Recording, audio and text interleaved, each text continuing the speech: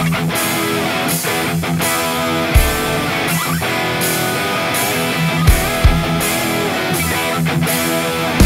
and gentlemen, welcome. And to say that this is an exciting night would be an understatement. I'm Dave Fazzini along with Steve Willis. And Steve, Friday night lights are back in Norristown. Finally, Dave, we are back under the lights here at Norristown Area High School. Our stadium is well lit. We'd like to thank all of our students for coming out. We have a big crowd building up already. We're super excited about tonight's game against Cheltenham. We're looking forward to an Eagles victory tonight. And we're going to be here live throughout the evening giving you all kinds of stats and information about what's happening here at Norristown Area High School. We'll see you back in a few with some football action here on Friday Night Lights at Norristown Area High. See you soon. We're back and we are now in the booth here at Norristown Field at the Athletic Complex. I'm Dave Fazzini and along with Steve Willis. Here comes the pregame. Cheltenham's coming in at 2-1. Some key players for them on offense. Running back Jameer Barnes, a senior averaging 70 yards a game. TJ Harris, of course, though, Steve, is the big story. Yeah, TJ Harris is a self-proclaimed ball hawk, and he has shown so far this year that he is certainly going to be a threat as a safety and also as a wide receiver. Looking into his stats, he is definitely a Division II prospect. Looking at, I think it was East Stroudsburg and Kutztown were interested in him, so we are interested in seeing how he plays tonight out here on the field under the lights here at Norristown. Norristown's coming in after a tough going in the early season, coming in at 0-3 with losses to Upper Dublin, Upper Merion, and Plymouth Whitemarsh. The highlights that came in the PW game were mostly in the air, but at Upper Merion, they were mostly on the ground. But, Steve, as we were talking about just a moment ago, Norristown has had a bit of a turnover problem. They certainly have. Turning the ball over 6 times last week against PW certainly did not help their cause at all, giving up over 400 yards on the ground as well. So ball security is going to be of the utmost importance in this game, not giving Cheltenham too many opportunities. But like you said, they certainly have shown the power to get the offense moving both in the air and on the ground. So hopefully tonight they can put it all together and give us a good opportunity against Cheltenham. So what are we likely to see tonight from Norristown? Talking to some coaches earlier, we're likely to see a lot of 3 and 4 wide receiver sets, trying to spread it out. But the problem is going to be keeping it away from Harris. Harris had a 99-yard interception return, and he is a highlight machine, having had a recent write-up in the Inquirer that highlighted really his tremendous skill set. So what can we expect to see? Those 3 and 4 wide receiver sets from Norristown, single back, lots of running from the QB position, and hopefully it's not scrambling to get away from sacks. Yeah, if they're going to be spending the evening trying to get away from their defensive push, then it's going to be a very long night for Norristown. They're going to certainly have to make sure we're not scrambling too much and lofting the ball up into the air, because Harris will find his way to those balls playing safety back there. He has a great view of the field. He has good instincts, and he will be all over the field tonight covering our wide receivers in the secondary. So Norristown's going to have to play strong up front, get a good push, get the running game going early, I do believe, to make sure that we are established that way, and that might allow for us to get that 3 to 4 wide receiver set and that pro-style offense that they want to get on the field to be more efficient and effective. So keys for Norristown, of course, keeping the ball away from Harris when they're not throwing at him, and also making sure he's not doing too much against them on offense. You don't challenge him, because he will win that battle as he has for the last 3 weeks. So again, Cheltenham coming in at a strong 2-1. Norristown has struggled a bit in the early season, coming in now at 0-3, but looking to change things here tonight under the lights. I'm Dave Fazzini, and along with Steve Willis, we will see you in a few. Back with the action. Ladies and gentlemen, and here we go. Out come the Norristown Eagles, ready for an exciting night of football here at Friday Night Lights. We have some great stuff going on here tonight. We got a big student section. I'm Dave Fazzini, and with Steve Willis, we are here on Verizon Channel 45, Comcast Channel 28, and as always, on NASD TV on YouTube. Tonight, the Norristown Eagles face the Cheltenham Panthers, and it looks like they're coming out, and Steve, they're going to be running through the banner. Yeah, they're going to go through the banner. Norristown is coming out on the field. What an exciting night for the community, Dave, as Norristown brings back Friday Night Lights. Our football team currently is at 0-3, but they are very, very excited. As you mentioned, What a great crowd we have going here. Our student section, the Eagle Nest over there, loud and in charge right now. We are super excited for this game to take place. Cheltenham getting ready to take the field. Cheltenham taking the field tonight at 2-1. Yeah, Cheltenham's coming in at 2-1, and they are going to be a tough out tonight for the Eagles of Norristown. As Cheltenham takes the field, there are a couple things that we need to cover and I guess recap from our pregame show. Cheltenham coming in at 2-1, Norristown at 0-3, and Cheltenham's got some really solid players getting some college looks. Yeah, number one, T.J. Harris. He's the one that everyone's looking at right now. He has a couple of D2 looks. Kutztown, East Stroudsburg. He is a self-proclaimed ball hawk. Early in the season, he had a 99-yard interception, ran that back for a touchdown. He's also going to torment us, I think, or torment teams all throughout the year as a free safety and a wide receiver. So, as we said in our pregame show, throwing at him is dangerous. So we're going to try and hopefully avoid that throughout the rest of the evening. With that in mind, Norristown would be wise to keep it from him. Norristown's keys to the game, again, as I said, are going to be to make sure that they can continue doing what they have to do in those 3 and 4 wide receiver sets, and maybe keeping the ball on the ground a little bit, which has not been like them this season. They've been trying to get it done through the air with those 3 and 4 wide receiver sets, but if they can keep the ball on the ground, the more time we have it, the more time Cheltenham does not. That's true. Controlling the clock is going to be in the best favor of Norristown tonight. Trying to keep those Panthers from Cheltenham off of the field, that high-powered offense, that running back, and also, again, with Harris at wide receiver. Looks like captains for tonight for Norristown. We have number 3, Rashidi Santos. Number 4, Bryce Carroll. Looks like also number 50, Liam Smith, and number 22, Stephen Hashik. Number 12, Zach Gaffin, is coming out for the coin toss.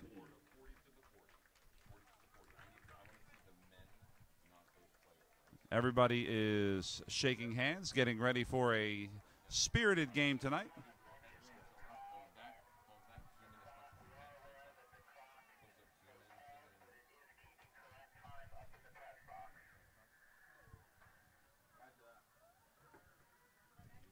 Also coming out for the coin toss here this evening, it's like Bob Cresswell, the Assistant Business Manager of IBEW Local 98, and Steve Bolef, the President of the Silas Bolef Company. And a big thank you, definitely, and a much-deserved thank you to the Local 98 IBEW for donating the $250,000 in labor that made this evening possible. There are a lot of people here to thank tonight, and we are very, very happy, beyond happy, to be here tonight on the Friday Night Lights, thanks to the efforts of so many people in the community to make this happen. Over and over again, you've probably heard the saying of it takes a village, and certainly the efforts over the last few years to get this field together for this moment has been an effort of the village. We are very, very thankful for IBEW and all the members of our school board and our administration as well. Now for the national anthem. As the Norristown Junior ROTC presents our flag. That's too late now, but now we know.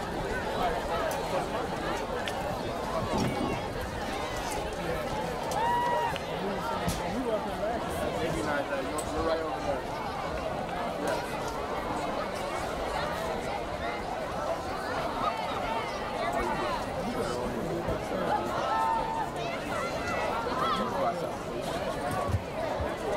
We ask that everyone remain standing and remove your hats as members of the Norristown Area High School Select Choir sings our national anthem. Oh, say, can you see by the dawn's early light what so proudly we hailed at the twilight's last gleaming, whose for stripes and bright stars through the perilous fight, for the ramparts we watched were so gallantly streaming, and the rocket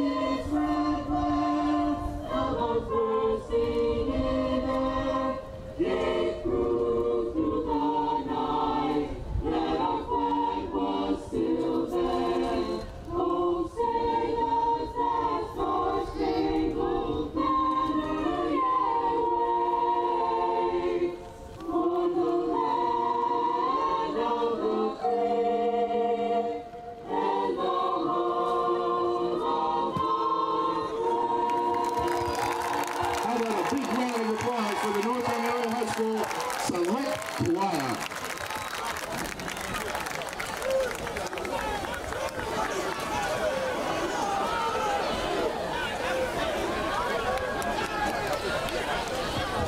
We would like to thank our game day sponsors, Corporate Italian Bakery, as well as Al's Own Catering. Thank you again for supporting the Eagles.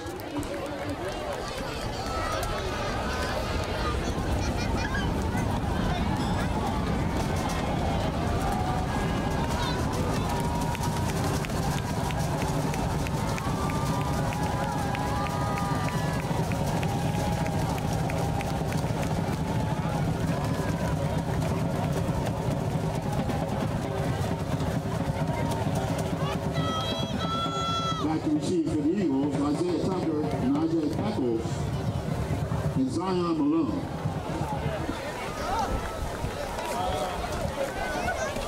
Set the kick for the Panthers, Lou Ledecca.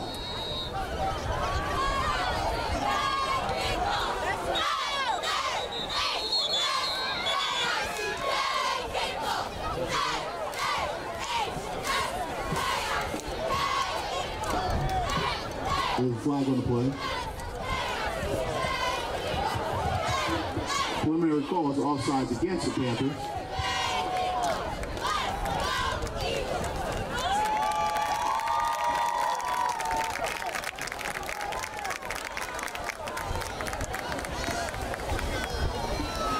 The Panthers will re-kick from their own 35.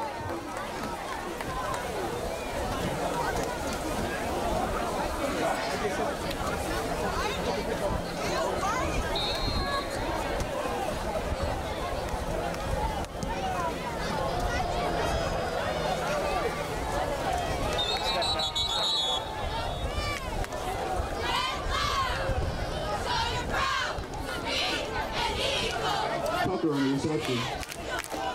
Stepped out of bounds at the Eagles' 21-yard line.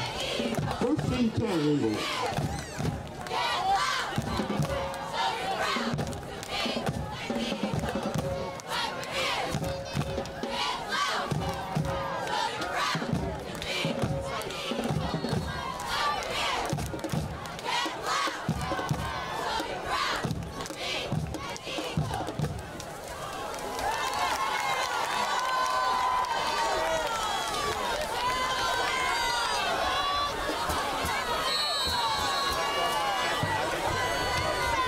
Palmer's hand off to Tucker.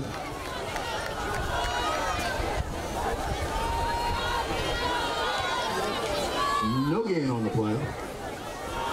Second and 10 for the Eagles.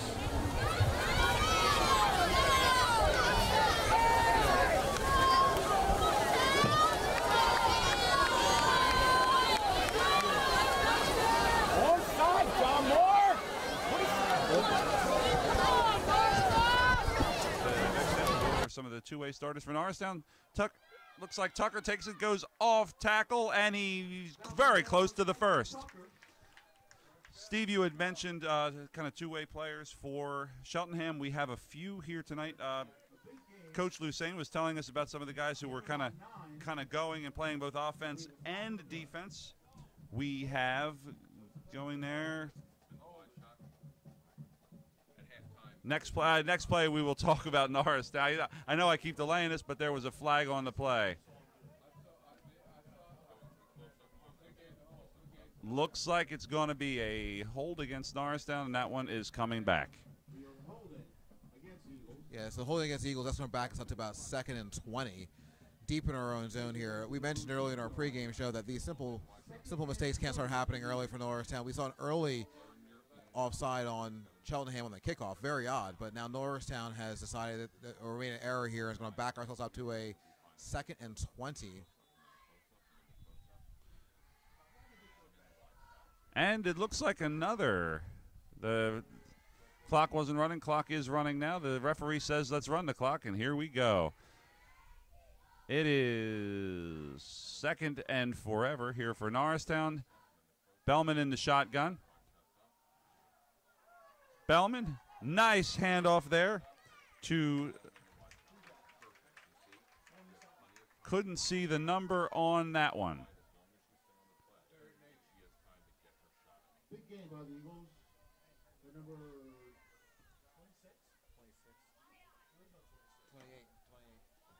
28. Number 28, Zion Malone on the carry. Nice pickup there. It's going to be 3rd and 8. Big pickup there. That's definitely necessary for the Eagles to get back into a striking zone here on this 3rd down, making it reasonable at 3rd and 8. Let's see if Norristown takes a shot. for the Eagles.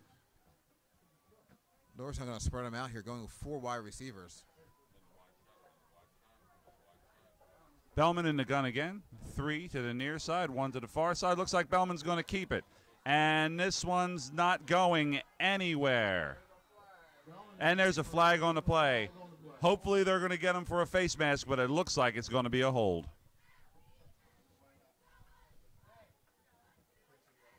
What do you do if you're Cheltenham on this one? I think you take the punt. You don't push him back further unless you're looking to inflict damage really early. Yeah, the holding call here is going to back them up. They're going to actually they're going to take the punt here. They're going to force them to kick the ball. Either way, I think they're going to get good field position. Again, that wind blowing out of the west. We'll see this one hangs up pretty well. They could get really good field position because I see Harris back there to return it, and he is dangerous. So the Eagles are going to punt to Harris, and we're going to see if they keep it from him. He has many, many touchdowns here in the early going, and he is definitely their number 1 offensive weapon. Referees again winding the clock here. Hashtag sent a punt, ready to go here. Again, kicking it to Harris. We said mentioned before. Kicking to Harris, punting to Harris, passing towards Harris is very, very dangerous. Let's see what Norristown does here. Here's the punt. Harris fields it. Good coverage by the Eagles. They get him right away. Fantastic coverage and a great tackle by Bryce Carroll, and that sends a message, and that's what you need to see here in the early going. Yeah, certainly well done by Bryce Carroll, running right through him and actually causing a little bit of a loss on the play. So we're going to see Cheltenham's offense for the first time here coming out. Ball on the 47-yard line. 1st and 10 for the Panthers. As the Panthers come out, starting tailback, Jameer Barnes, averaging 70 yards a game. In addition to Harris out wide, we have number 18, Jean-Marc Foreman, and the backs. Number 5 is in the gun. Here's the snap and the handoff. Minimal gain there on 1st down. Eagles swarming to the ball. Great tackle there by Norristown. Team to the ball on that one. Quick to cover that one. Gain of 1 yard there for Cheltenham. 2nd and 9 for the Panthers. It's going to bring up 2nd and 9 with 10:04 to go in the 1st quarter here at the beautifully well-lit, wonderfully well-attended, and beautiful night for football, Norristown Athletic Complex. It's a fantastic night, Steve. Yeah, I was walking in earlier. It was a great atmosphere. Students, former students, colleagues of ours walking into the student section. We had a great tailgate over there that was hosted by many members of our administrative team, including our principal. Our union president was there, also a physics teacher here in the building. Kids having a great time, DJs. It is a great atmosphere. It is a great place to be right now, ladies and gentlemen. Early in the 1st quarter, if you could, this is really, really fun for us to watch. Our 3rd and 1 now for the Panthers. I'm going to see what they do here. It looks like, well, they're in the gun again. I mean, they're not getting too far away from that shotgun formation. Going for it every single time. Going to bring up 3rd and 1.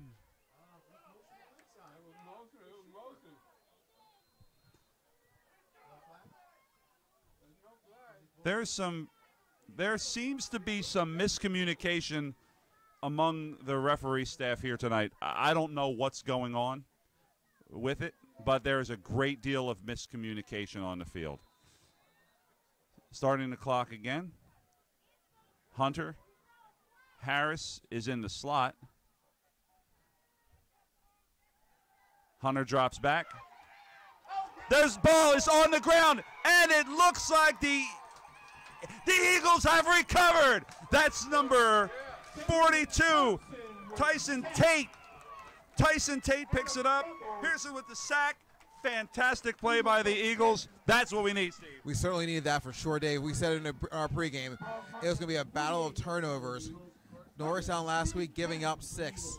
This week they come out early. They get one early here in the first quarter, getting the ball right at the 50-yard line. This is going to be huge, getting us out of that pin back position we were in earlier. Hopefully Norristown can spark it right here. You got to capitalize on this. That's better than a punt's ever going to be. You have to take advantage here. Cheltenham's tough. You have to score first.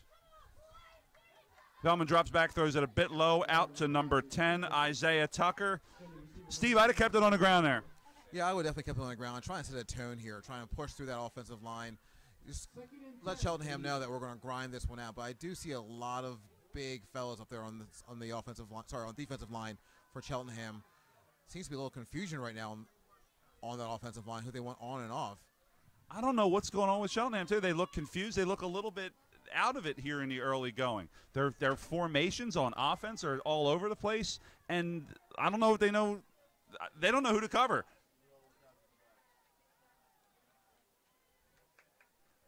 Couple yards on the ground there. Pickup of about 3 for Tucker.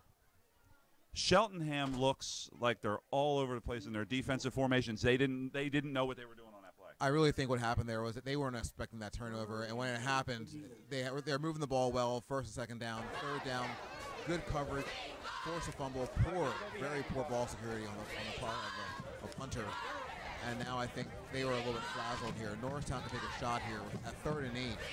Getting the first down here is really, really important. Settle down here, get a first down, keep your shot going. What you can't do is throw towards Harris. There's a flag on the play. Sloppy football here in the first. Looks like it's going to be a delay of game, and Norristown can't be doing that.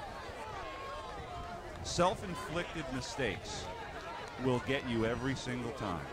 And if you do that time and again, twice here in the early going, you do that time and again, and you put yourself in a position where you're 3rd and long and you have to throw it against the secondary, you can't win. Certainly tempting fate, right? If you're going to have to try and throw against Harris, you're really asking for it. Now we're here in 3rd and 13. Again, trying to keep this drive going. Harris sitting back in that secondary, just waiting for the ball to land.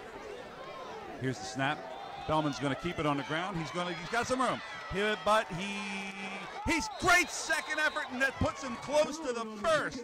Depends on the spot. Great run by Bellman. Good blocking downfield. It all depends now on the spot. Looks like perhaps just a bit short, maybe a yard and a half short of the first. What do you do? If they're going to set a tone here, they might go for this. On 4th and 2, they might try and set the precedence for the rest of the evening and say, we mean it, we're going to go for it.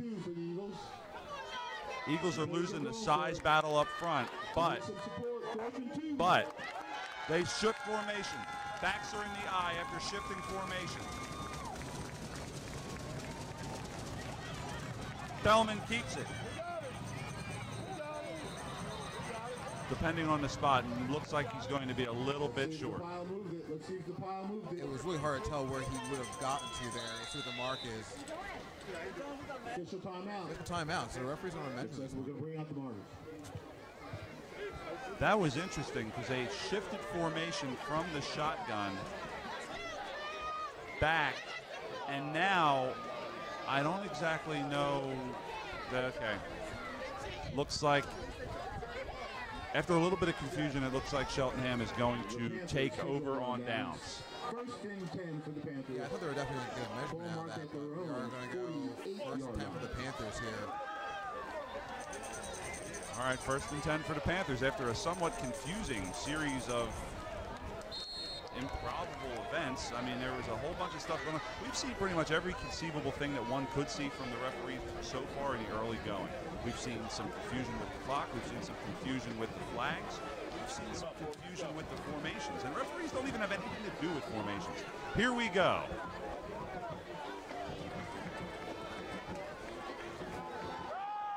Nothing going up front. Loss of about a half a yard. Steve, I can't believe how the Eagles are swarming to the ball tonight. Yeah, definitely the idea of team tackle. Coach Rock and Coach Howard are saying definitely have them ready to rock the ball. They're flocking to the ball. They are certainly going to do their best to slow this attack down on the ground. No gain on the play. Second and 10. Norristown certainly flocking to the ball, pushing hard for the offensive line.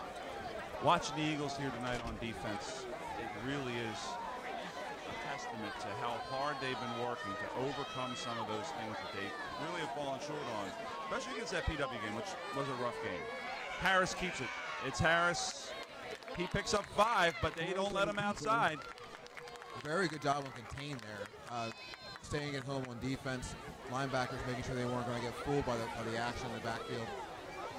A very nice job of Harris getting, I believe, his first touch of the ball on offense. So Norristown keeping an eye on him. 3rd and 6. Going to bring up 3rd and 6 with 6:19 here to go in the first quarter. You're watching Channel 45 Verizon, Channel 28 Comcast, and make sure to follow us on YouTube and NASD TV. Here's the handoff. There's another flag on the play. Sam Sykes on the carry.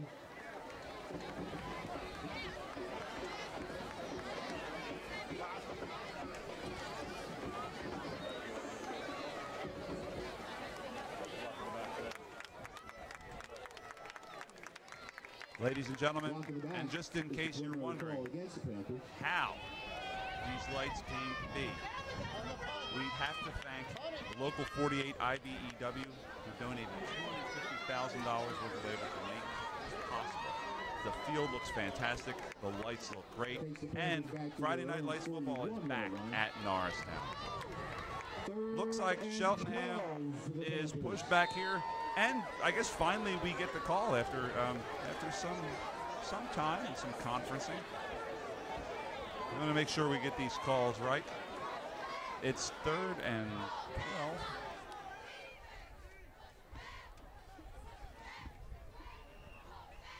12. Harris is in motion, and it looks like the referees don't like that. We have a timeout. Timeout charge for the Panthers. Again, we'd like to thank The Panthers take a timeout. Yeah, something there was not liked by the Cheltenham team, so they decided, the coaching staff, they were going to take a timeout, get it right, which I honestly, Dave, I really can't say is a bad idea. It's been sloppy in this first 6 minutes of the game. A lot of plays been here in the middle of the field. So far, we've seen a number of offsides, just sloppy tackling or sloppy play in general. The ball's been in the middle of the field for about, the last 4 or 5 minutes? Very far. No, it certainly hasn't, and it doesn't seem like either team really can get it going here in the early going, but Norristown's winning a turnover battle so far. So with 5:59 here to go in the first quarter, we are just waiting for play to start again. While we're waiting for play to start again, I guess we can talk again about the beautiful evening and the weather.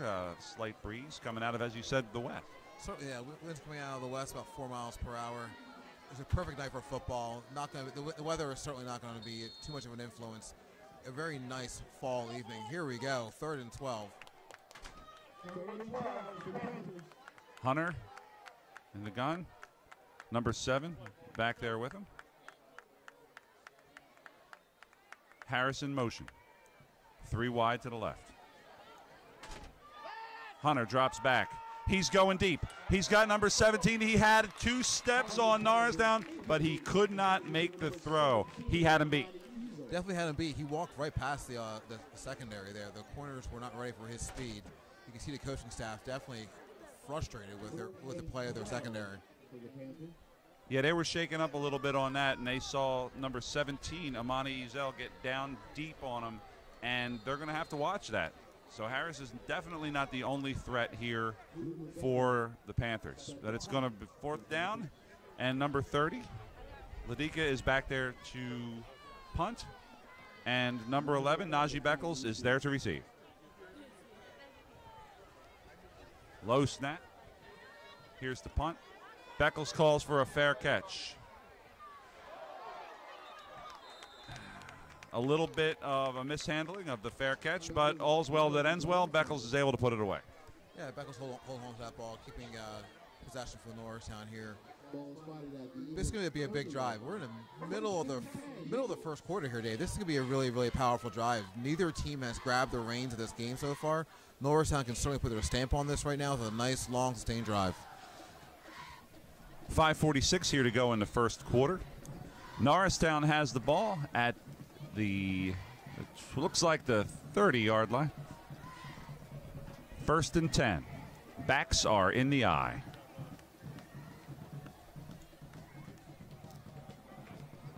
Handoff goes to number 22, Stephen Hashek, who picks up maybe one. Certainly early in this game right now, this looks like the offensive line of Norristown is getting a really big push to try and either in the middle or on the edges. 2nd down and 8.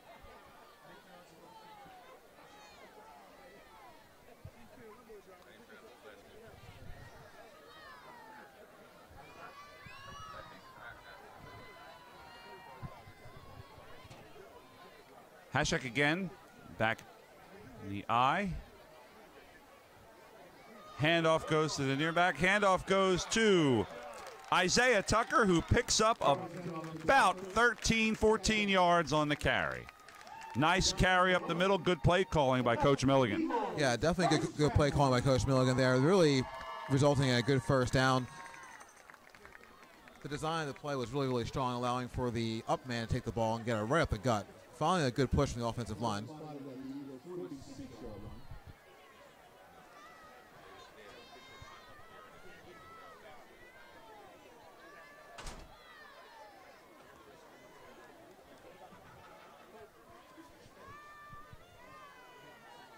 First and 10 for Norristown. Handoff goes to number 10. Tucker again. Pickup of about 3 or 4. Official spot looks like it's going to be 3. It's as if they heard me on the early in this drive when I said the offensive line was not getting a strong push. The last 2 plays, the offensive line has got a good push right off the snap, beating the defensive line from Cheltenham to the punch and really getting some movement here. 3 yards at a clip is a good way to move this ball downfield and make it a manageable 3rd down. Absolutely. So we got, let's see, check out the formation. Milligan's throwing some surprises at us here. Yeah. Handoff goes to Tucker. Nice second effort, but a big hit by Cheltenham. Pickup of about 4. Looks like that was Bennett. Big hit by number 10, Amir Watson. Yeah, Watson saw that one coming. After he spun away from him, Watson was there with a big hit to make sure that wasn't going to go any further. Playing the outside linebacker position, he was ready. However, it is a reasonable 3rd down. 3rd and 2. Way the Eagles have been surging on the line. And listen to that student section. They're fired up.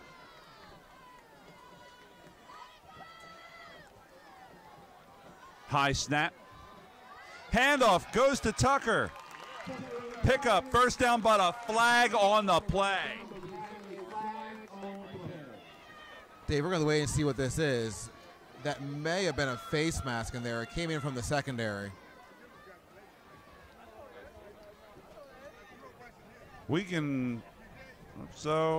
Personal foul on Cheltenham. Personal foul on Cheltenham.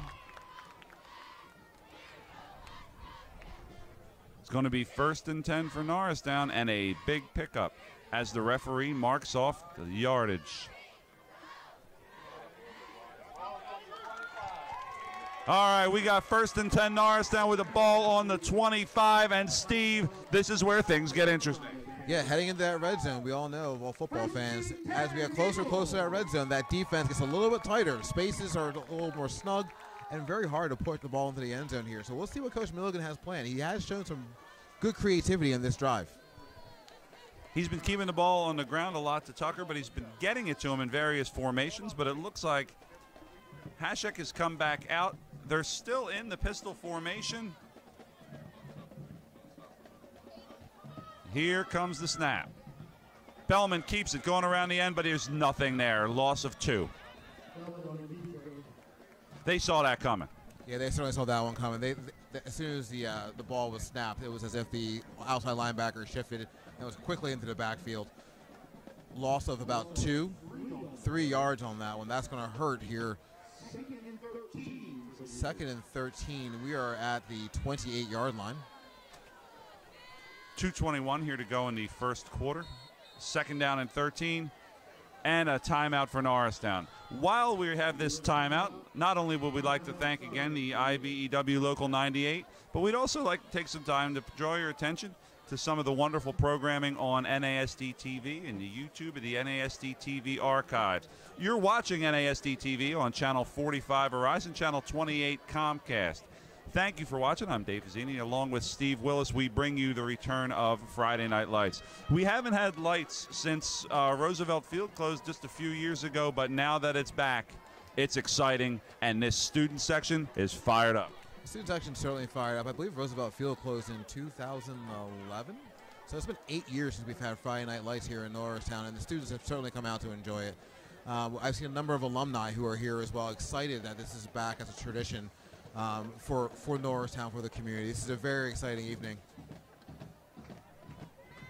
Very much so, as the teams both again take the field after the timeout. We'll see what formation Milligan comes out, and they've been favoring 3 and 4 wide sometimes sets early this year. It looks like again they're back in the pistol with 2 wide to the near side. Nobody out to the far side. Is Bellman going to throw it here on second? No, they keep it on the ground with Hashak, who does not get anywhere. Najee Williams, number 59, and Yasir Jenkins, number 58, on the play. And their defensive line saw that one coming. Yeah, that's 2 plays in a row there that Jenkins was blowing up that left side, or the right side, I'm sorry, the right side of our line. He was ready for both those plays, the QB keeper and also that sweep to the right side there. Cheltenham seems to have taken care of some of the pregame jitters because their defense is now, they're tightening the belt a little bit on Norristown with 3rd and really long. Bellman's back in the gun, drops back. Here comes the rush. Throwing. Harris almost picks it off. Does pick it off. Or wait, it is picked off by Harris.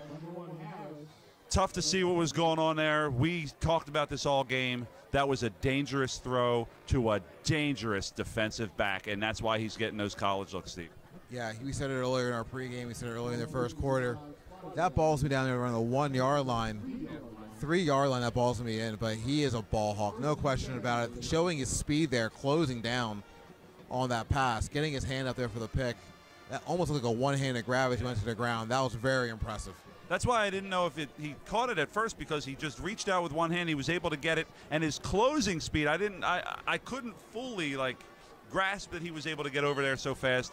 But that's the sort of plays he's been making here in the early goings of the season, and he's the main reason why Cheltenham is where they are. They're doing a great job on defense, and they really shut down that drive. All right, a little bit of a surge there on first down. Hunter on the keeper picks up looks like about 7 yards on first down. Bring up 2nd and 3rd. Hunter with that keeper is a really strong play to try and get some distance between the goal line and for the Panthers to work here as we're counting down seconds here into the last minute. We got 45 seconds here to go in the first quarter. 2nd down, and looks like the official count is 2nd and 4. In the gun again. They love that formation. 2nd down. Throwing. That could have been a little bit of defensive holding, but the referees are going to let that one go. They had Harris out wide. Norristown got playing a little fast and loose with the holding. But. Well, as we all know, it's not holding until the referee throws a flag. And we have plenty of flags in this first quarter, so we know they know how to throw them. Yeah, that's true. It's not a penalty unless they call it. It is 3rd down and 4.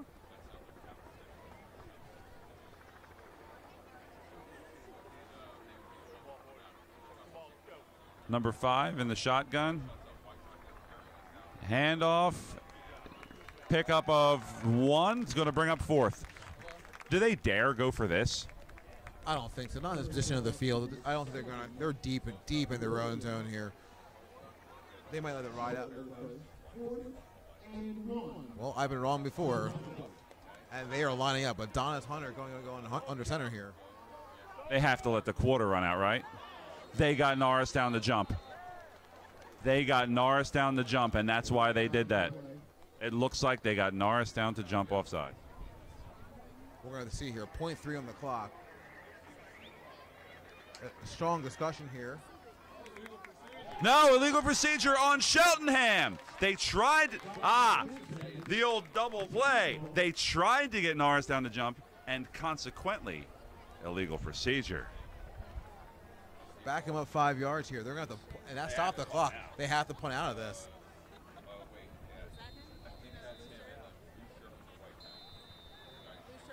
All right. I don't know. I think now that the referees have called the official end of the first quarter.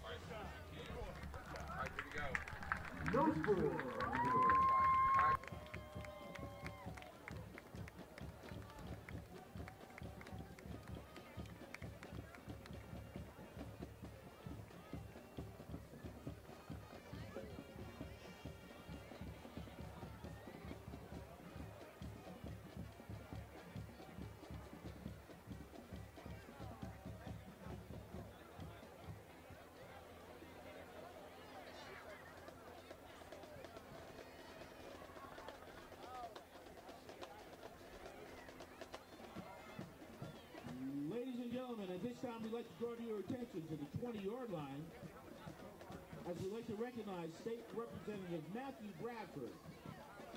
Representative Bradford has been a strong advocate for the completion of the Norristown Area High School's athletic complex, helping to secure funding for the expansion of our bleachers.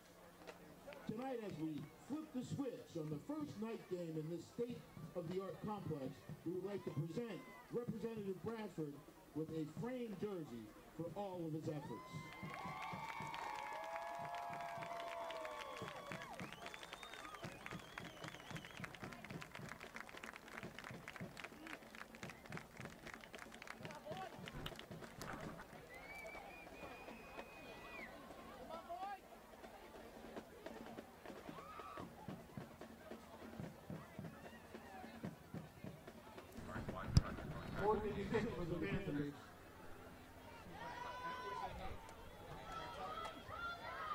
All right, here comes the punt. It's a short one. Eagles got to let this one go, and they do. They're going to have nice field position there at the 32-yard line. Great field position. Great field position for Norristown here. 0-0 after the first quarter here. I would have to say, if you had to describe most of that quarter, Dave, it would be sloppy. Both teams with unforgivable penalties and bad times. Referees have been throwing a lot of flags for a lot of holding or formation issues. This is the fourth week of the season. I would expect not to see that kind of stuff happening on either side of the ball, but this has most definitely been a sloppy game in the first quarter. Hopefully they can start toning things down here. We can start seeing a little more action. Absolutely. It is, that is actually the word of the day is sloppy. Bellman drops back to throw.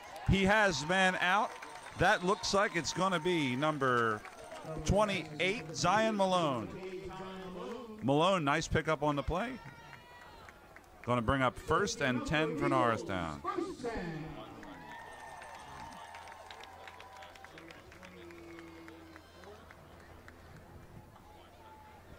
First and 10 for Norristown.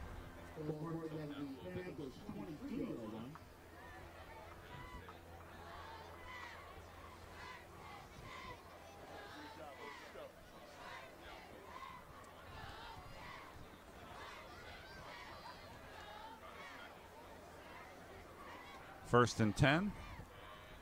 Bellman hands it off to number 11, Beckles, but there's nothing going on there. Gain of about 1. I will certainly say this, Dave. Let me know if you agree or disagree. The play selection from Norristown has been creative, to say the least. Very, very. They're not holding back here. They're going for it. which is good to see. I think if they can get some of these plays to establish a running game, it will open up some more of this trickery they're going for here. But formations have been wide and various. Under center, pistol, shotgun, 4 wide receivers. They're showing them a little bit of everything here.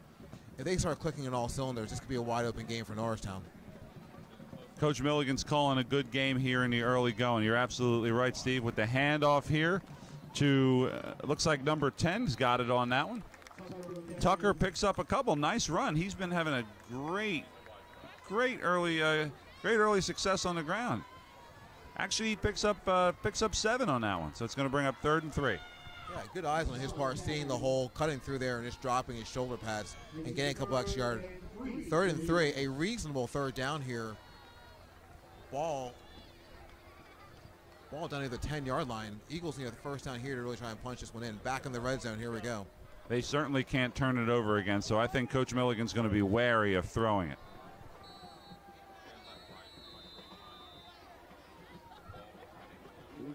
Timeout for the Eagles. 10 minutes, 17 seconds here to go in the second quarter. This would be a good time to bring up the number of students that are here yet again. I mean, the student section, the Eagles nest over there is rocking and rolling. Kids are having a great time. Also a good time to bring up our cheerleaders. They're down there keeping the crowd going and excited. I do hear our drum line and parts of our band playing over there. This is a truly exciting evening of football. So happy to have it back here at Norristown Area High School. Friday Night Lights is a tradition across the country that we have brought back here. IBEW has done a great job, Local 98, making this available to us. So super exciting night. I don't know about you, Mr. Fazzini, but teaching all day long, my students were very excited. Lots of blue and white in the hallways. Just a buzz about the building this week, a buzz for sure. I saw a lot of that today, and kids are talking about it. They were here, and the tailgate was a huge success. Bring up 3rd and short for the Eagles. Bellman keeps it, but Bellman's not going to get there. It's going to bring up 4th and 2. That one, I think Coach Milligan would like to have that one back. Yeah, it seems to be on 1st and 2nd down, very, very creative. But 3rd down seems to have been a little bit suspect, I would say. He's not overly confident in the play calling here. Earlier we had the 4th and 2. We go for a quarterback sneak. That one a 3rd and 3. We go for, again, the quarterback keeper to the left side of the line, which hasn't been holding up very strongly. So here we go, 4th and 3. They're going to go for this. If they don't convert here, that's going to be demoralizing. They have to pick this one up. And it looks like they're going to with a fantastic run. Fantastic run, burst of speed. Tucker is going off here in the early going. That's what they need to do. Yeah, I was a little concerned there when we went for the pitch back. Always when they throw that pitch, you're dropping about 5 yards. We only need 3. But Tucker's speed to the outside, certainly great. The blocking on the edge was very, very good. Again, Coach Milligan's play calling right now is keeping Cheltenham on their toes. 1st and goal for Norristown. Backs are in the eye. Bellman's under center. We have Malone, and it looks like Tucker at tailback. Handoff goes to Tucker. Stuffed.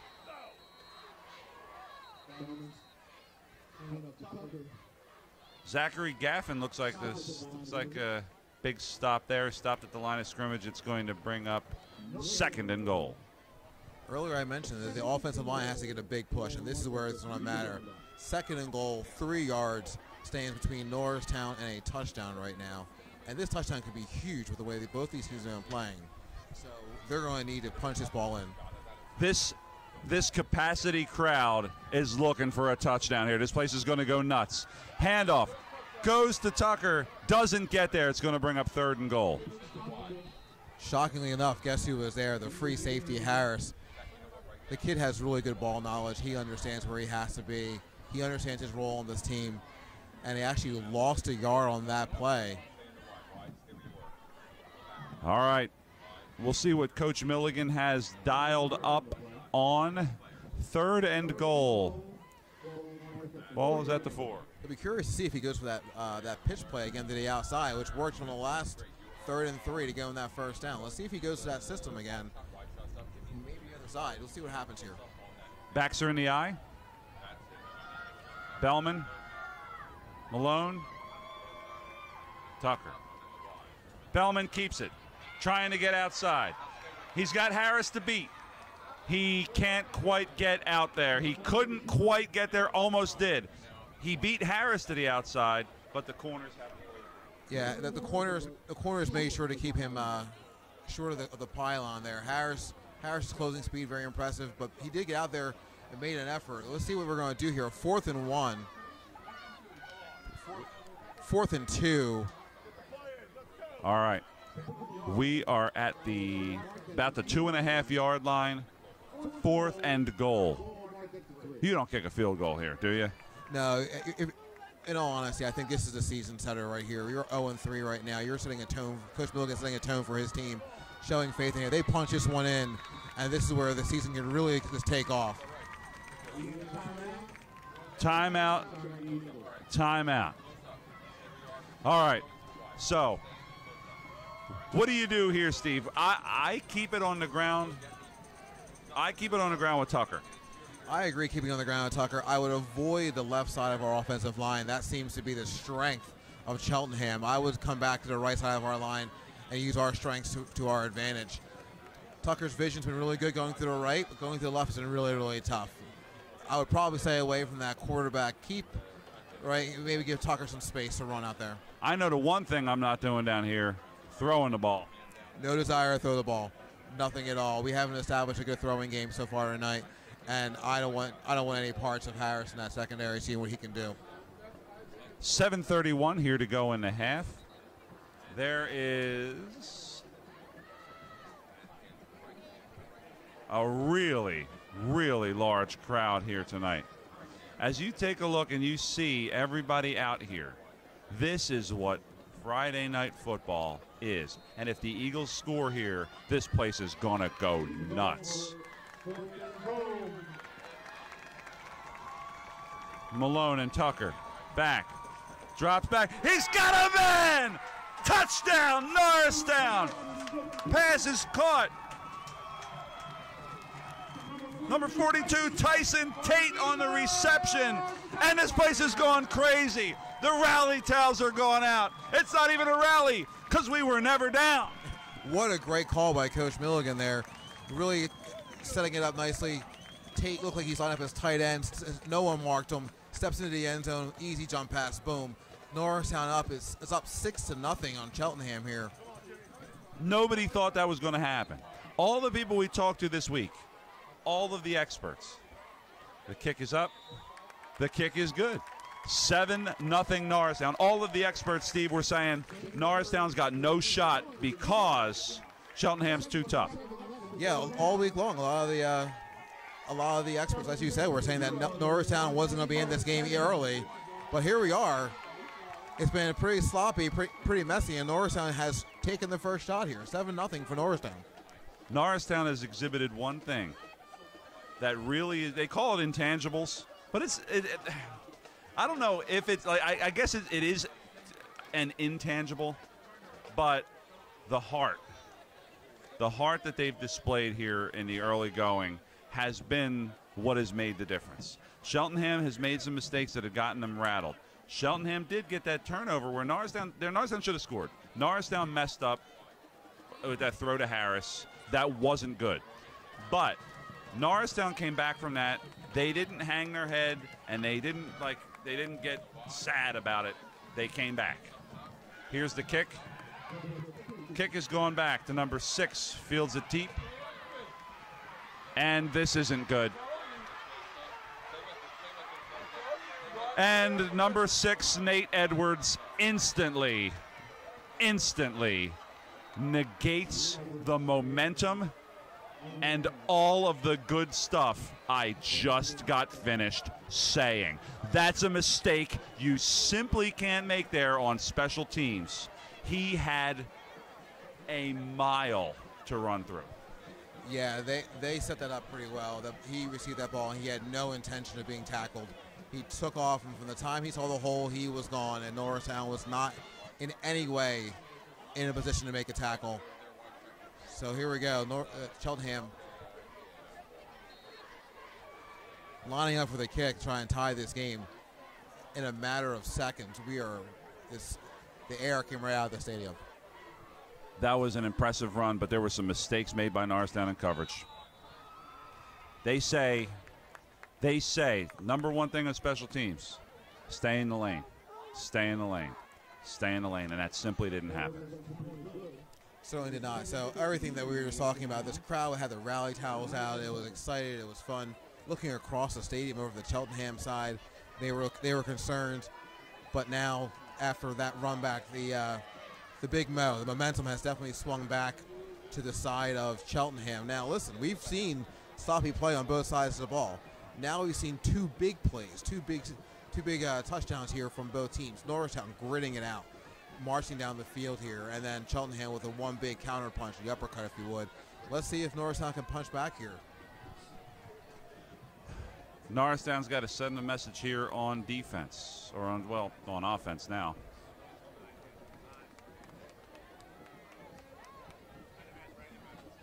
Number 30, Lacaita's going to be kicking it off.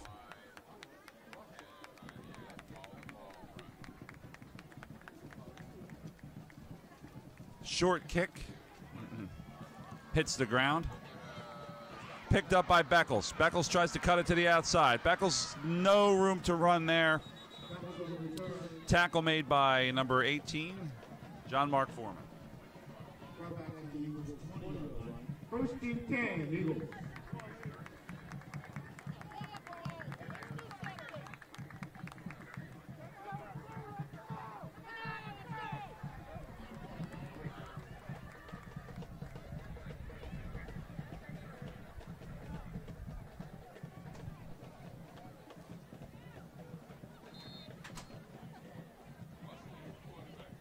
All right.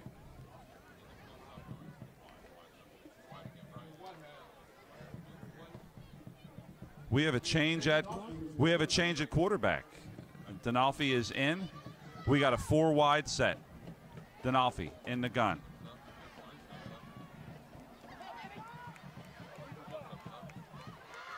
Little handoff. Nice handoff here. Dinalfi comes out, and Bellman comes back in.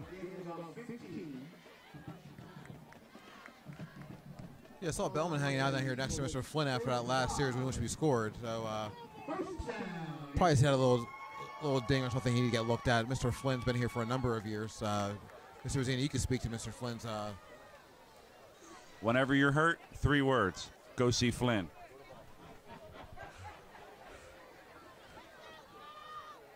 In the gun. Here's the handoff. Nothing. Yeah, one more time. That offensive line, it seems to be, on the interior of the offensive line, seems to be struggling. But when they run to the right side, there seems to definitely be success. Left and interior struggling so far this evening. Going to bring up 2nd down and 10 with 6 minutes 39 seconds here to go in half.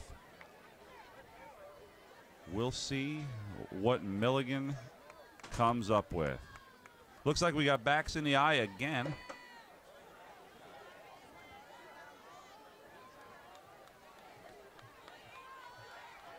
Bellman rolls out. He's got number 28. Number 28, Zion Malone. He had him, almost picks up the first down. We're close. We're going to bring up about 3rd and 2. Short of the first down, but again, reasonable 3rd down. That's has to be what Coach Milligan is preaching to these guys. Getting into those long situations where we were earlier in the first quarter, where we had a 3rd and 7, 3rd and 6, just not manageable downs. 3rd and 3 here gives Coach Milligan's creativity plenty of options. Backs in the eye again. Bellman under center. Malone and Tucker backfield. Handoff goes to Malone, who picks up very little, bringing up 4th and very short. Yeah, they got away with that play earlier in the game with that quick handoff to the up man for a big gain, but Cheltenham was ready for that one right there. 4th and 1. Eagles are going to go for it. I would try to draw Cheltenham off sides. They have shown a propensity for mistakes. Very, very true here. We'll see what Norristown does here. They're going to go under center. Cheltenham coming out. They got the linebackers on the line. They're going to go for this. And they're going to get it. And they got it in the scrum. Nice run by Bellman. Nice play call by Milligan. Good surge on the offensive line. So an impressive series all around. Pickup of about 2 first down for Norristown from the 47. Eagles are driving here in the midway point of the second quarter. Norristown coming up on the ball here. Hopefully this is be able to sustain this drive. 5 minutes and 17 seconds left in this second quarter. If they can sustain a drive here, Dave, I think they can really do some damage. Holding on to the ball is probably our best bet. Going to the right side, and there was a lot of humanity on that side.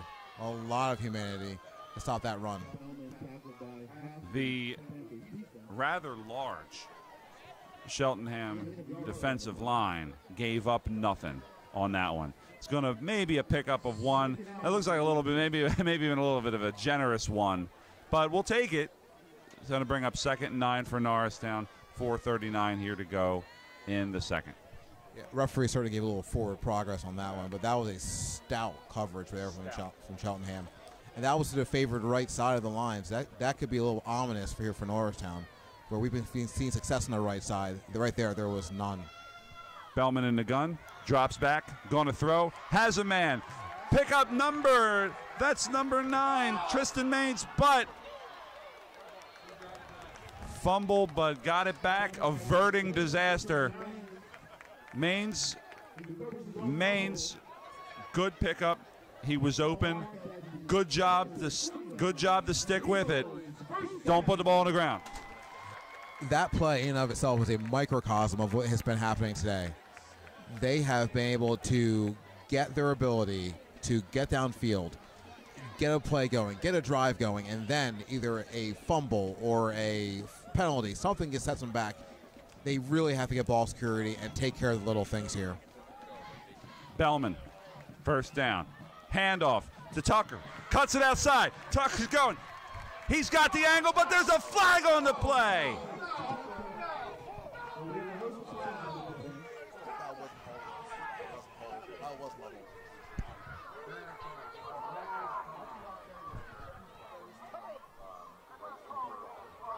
There are 2 flags on the play, holding Norristown. We don't like it. A double holding. I don't like to play the game of what was that. However, Steve, let's just say that was a close one. Without the benefit of a replay, it looked like his hands were inside and he was in good position blocking downfield, and maybe a bit of acting, if you would, to get that call. Tucker gets it back. It's going to be pretty close. Picks up a gain of about 3. Going to bring up second and 3rd. 2nd and 3, 2nd and 4, 2nd and 3. Yeah, Dave, going back to that last play with the penalty flag there, you know I'm a big soccer fan, and that action there is called a dive, and that may have been a yellow card if this is a different sport. But unfortunately, we are here in 2nd and 3. Yes, that was an Oscars-worthy performance on the hold. But it doesn't matter. Number 28, Malone breaks free and touchdown. Touchdown Norristown, and a fantastic run. We mentioned it earlier. You know, this has been turning into a bit of a slugfest here. Cheltenham, after the big Norristown touchdown, hits with a big uppercut. Coach Milligan and the Fighting Eagles of Norristown coming back jab after jab with a couple shots to the body, and then boom, right down the middle of that up back run again, right down the middle of the line, holding it strong, and touchdown for Norristown. As long as they don't have to kick it off to him, we'll be fine. Kick it out of bounds. Or cover him this time. But Norristown, a great drive there. And Norristown's up 14-7. 2:37 here to go in the half. Steve, no one expected it. We have a game, Dave. We certainly have a game going right now. I was reading the Times Herald earlier, and it was not favorable for Norristown. There was a lot of focus on the flaws, the running game, the running defense. We gave up 400 yards on the ground last week to PW, and also just the lack of ball security. While we have seen the ball security issues this evening, I believe the ball's been on the ground twice so far. We haven't had the same results. Norristown's up 14-7. As you said earlier here, this might be an option here to kick the ball out of bounds, or a second option is to hold your lanes and tackle them. Here's the kick. They're keeping it on the ground. Oh, that was close.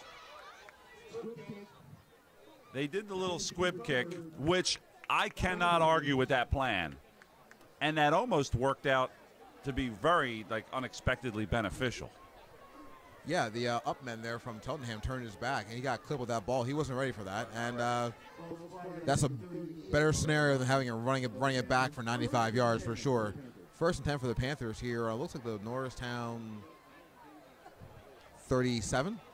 Cheltenham has showed an almost complete inability to move the ball in any reasonable sense of the word.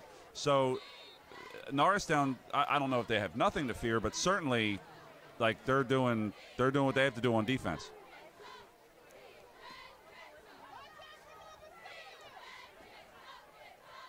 Here's the handoff.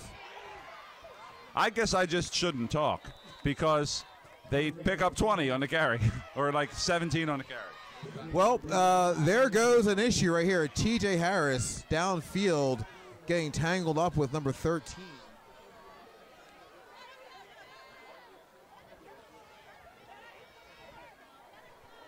We're going to have to see what happens here. This might be a case where the second man in, personal foul, Norristown. Wow, second man got seen on that one, because certainly it appeared as though T.J. Harris had initiated that one with a little of a push on the way up. Harris, while a talented player, has also been known for the last couple of years, and it's well noted in the articles, that he has a bit of a temper. I don't know what happened there on that play. Oh, man.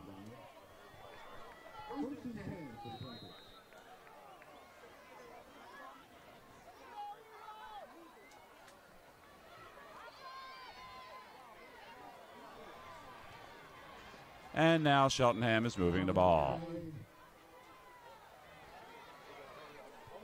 Well, that penalty gifted them 15 yards. So, again, it seems as though momentum is shifting right back over the Cheltenham side. Norristown just unable to hold the momentum here. Cheltenham quick to the line. And Cheltenham, big run up the middle. And looks like they pick up, or going to be close to the first, with 1:57 here to go in the half.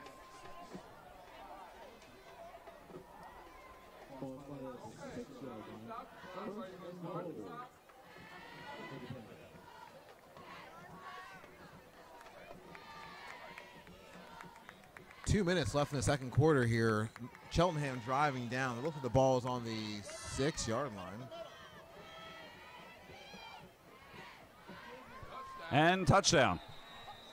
So, just as quickly as Norristown had been up, that's over now.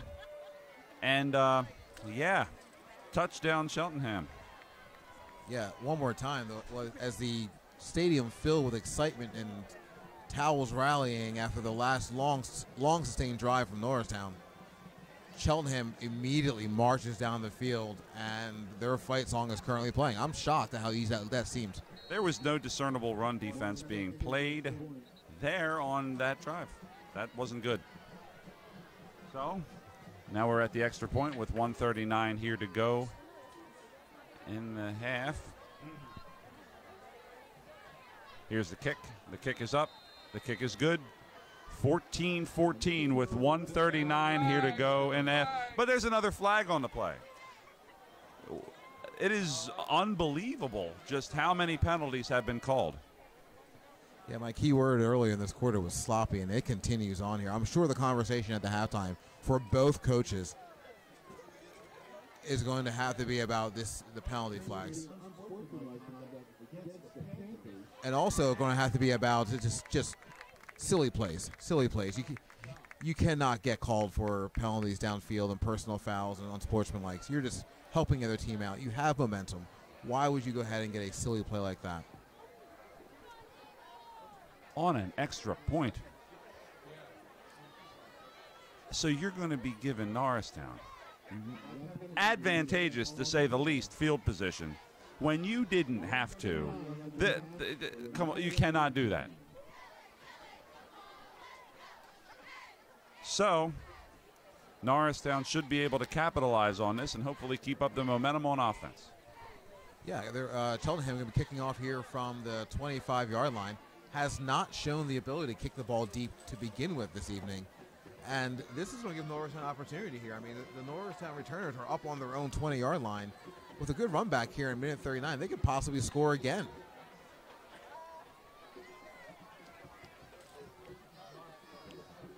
Here comes the kick. It's back deep. Beckles picks it up. He's got the ball. He takes it across the 25. He's out to the 29 and out of bounds. So I'm going to go, Dave, that we should not challenge Cheltenham anymore. I brought up the kicker situation, and he put that one really deep into the Norristown half and over their heads. Yeah, so we couldn't get back there to be able to return it. Should have had him back about 5 yards to get a running start at it. So here we are. First down and 10 for Norristown from the 29. There's a long way to go, but Norristown has shown that they can move the ball here. A touchdown here would be really good going into the half. I believe that Cheltenham deferred, correct, in the first half. So they'll be getting the ball back in the second.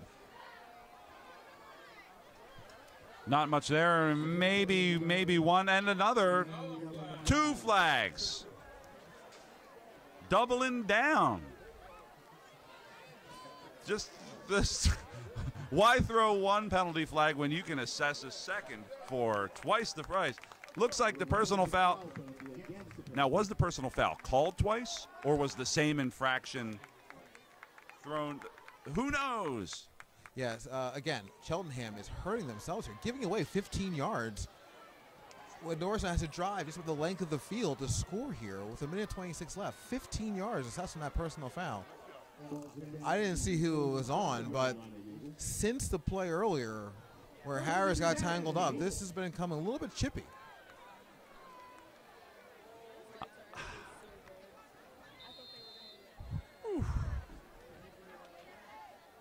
Here we go. Norristown now has good field position.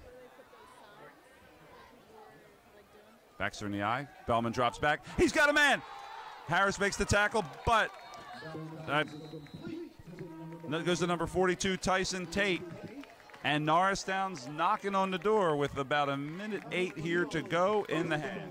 Yeah, Tyson Tate right there. Again, that play was very similar to the one that he scored on earlier. Just breaking free into the secondary. Only one man to beat was Harris. And 1:04 on the clock. Climbing down here. Now, this is about where Norristown started their last drive, right? So let's see if they can get some quick action here in the last minute. Ball on the 38. 50 seconds left. Backs in the eye. Looks like an option, and that should have not been an option. There's another flag on the play. Actually, there were several flags on the play. We'll see what happens. It looked like I saw... Yeah. What are they calling here? There's no flag on the play. Okay. Yeah, it's going to be a loss of 6 on the play. There have been so many penalties thrown that you're starting to see phantom penalty flags. Second and forever for Norristown. Bellman drops back. He's going deep. He's got no one out there. Yeah, I'm with you. I thought I saw a penalty flag come out there. Maybe they picked it up quickly, but no penalty. And here we are, 3rd and 16, 13.2 on the clock. Norristown's going to have to be able to get the ball downfield. At least need a first down here. I believe we still have a timeout. No timeouts up. No timeouts from Norristown. So they're going to have to get the ball downfield, get the first down, and get out of bounds. Unless they just go for it and Bellman can get it to the end zone on this one. Norristown is at the 46. We got 4 wide. Bellman back. He's going to run. He's got some room. He's got a blocker. He's got to get out of bounds. He gives up the ball. And there's a bit of a run back. So no, the run back's going. Oh, and time runs out. The run back almost.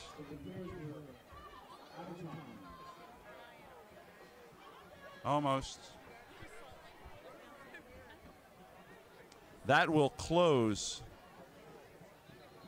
the exciting, confusing, and official timeout at the end of the half.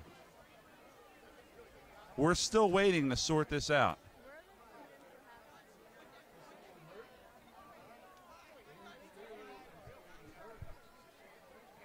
There might be an injury over there on the sideline. We're waiting to see what happened.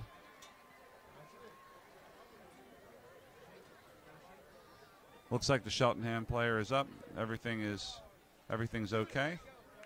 And the teams leave after the half. So at the half, it is 14-14 Eagles and Panthers. And we're off for our halftime show.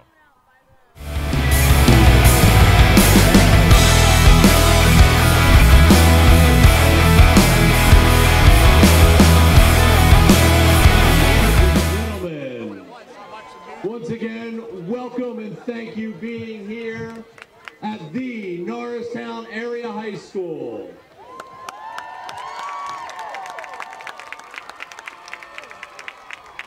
On September 30th, 2011, the Norristown Area High School Eagles hosted Wissahickon High School at Roosevelt Field. Norristown's coach E.J. Smith led Brandon Shippen, Shannon Meyer, Derek Jordan, and a talented Eagles team for one last game in one of Montgomery County's best-known high school sporting venues. That was not only the last game at Roosevelt Field, but it was the end of an era. The 8 years between that night and this beautiful occasion have been spent dreaming of the day when our Eagles would get to once again play under the lights. Well, Eagles fans, that night is here.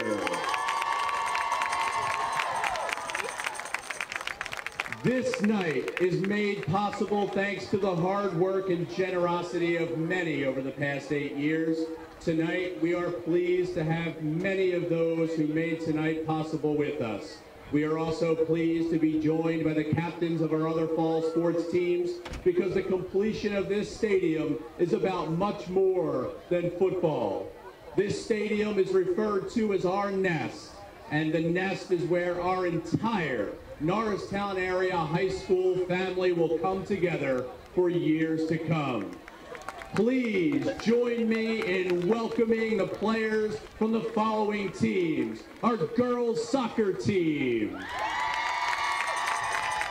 Our boys soccer team. Our field hockey team. Our golf team. Our girls tennis team who played on their brand new courts today. Boys cross country. Girls cross country, volleyball. Of course, let's not forget to highlight our nationally recognized cheerleading team. The Norristown Area High School Marching Eagles. And our JROTC for the national championships for the first time ever. Ladies and gentlemen, at this time, it is my great pleasure to welcome the leader of the Norristown Area School District, our superintendent, Mr. Christopher Dormer. Mr. Dormer.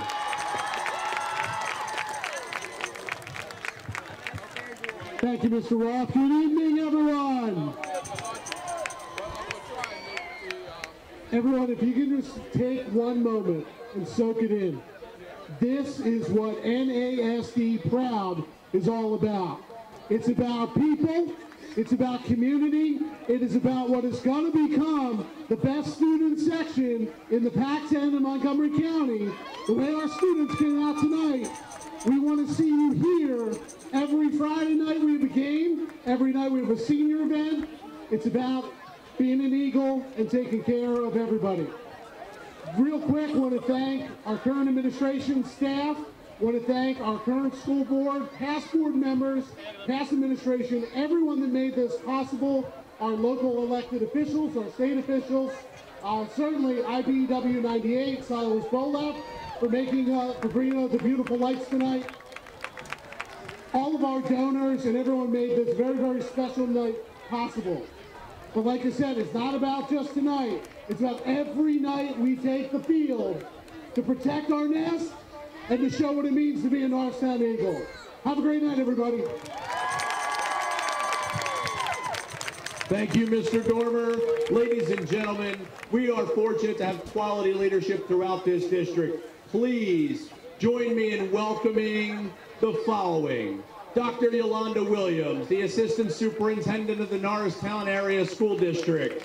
Mr. Robert Malkowski, the Director of Facilities. Miss Ann Rohricht, our Chief Financial Officer. Our school board members, Miss Terea Hudson, Mr. George Kennedy, Mr. Lewis Mason, Miss Janice Pierce, Mr. Matthew Rivera, Miss Sandra White, Miss Jamila Winder, our Vice President, Miss Tiffany Henley. And at this time, please join me in welcoming the President of the School Board of Directors, Mr. Shay Ash.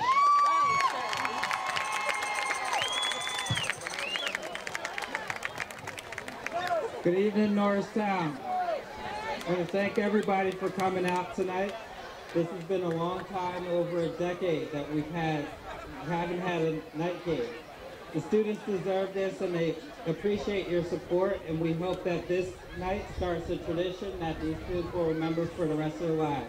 Thank you, and go Eagles.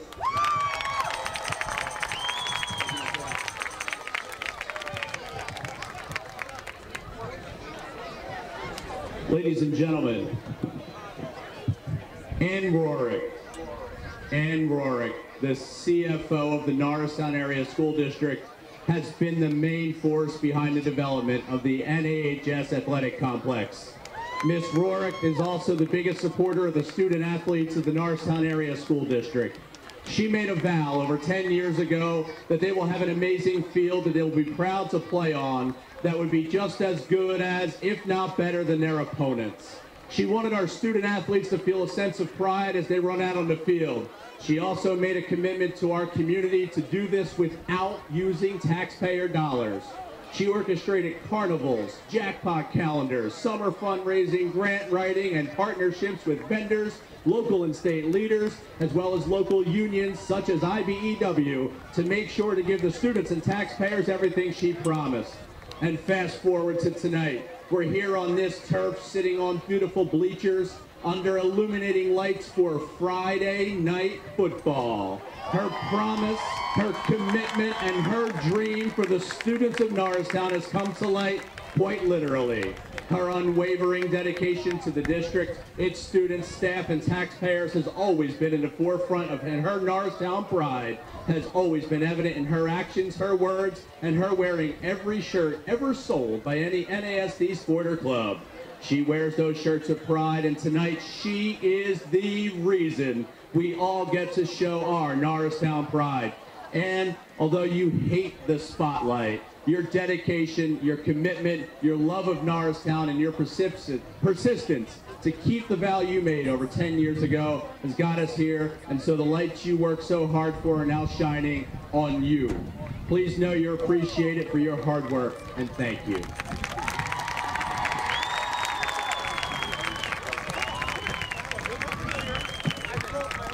Eagles fans, the final step in making this night a reality was raising the funds to pay for the installation of these bright lights.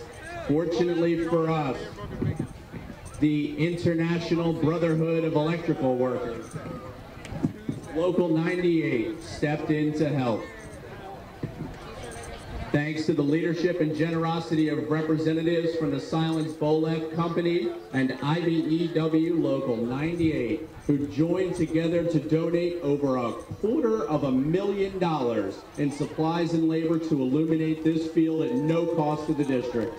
At this time, Superintendent Dormer and Board President Ash would like to recognize John Doherty, Business Manager of IBEW Local Union 98, and Business Manager of Philadelphia Building Trades, Bob Cresswell, Assistant Business Manager of IBEW Local Union 98, and Steve Bolef, President of Silas Bolef Company. In recognition for their contributions to our complex, these generous supporters will be presented with a token of our district's appreciation at this time.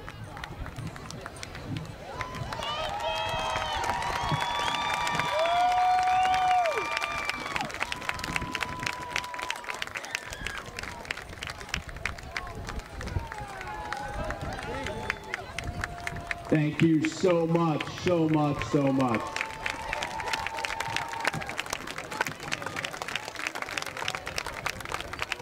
Ladies and gentlemen, the most important people here tonight are our students, families, alumni, and community members. This stadium will serve as a meeting place for the families of East Norriton, Norristown, and West Norriton for years to come. These lights will shine down upon Norristown Area High School Eagles as they make memories and write the next chapters in the rich history of the Norristown Area School District. We invite you to come back often and witness our Eagles in action. Thank you for your support. Enjoy the second half, and go Eagles.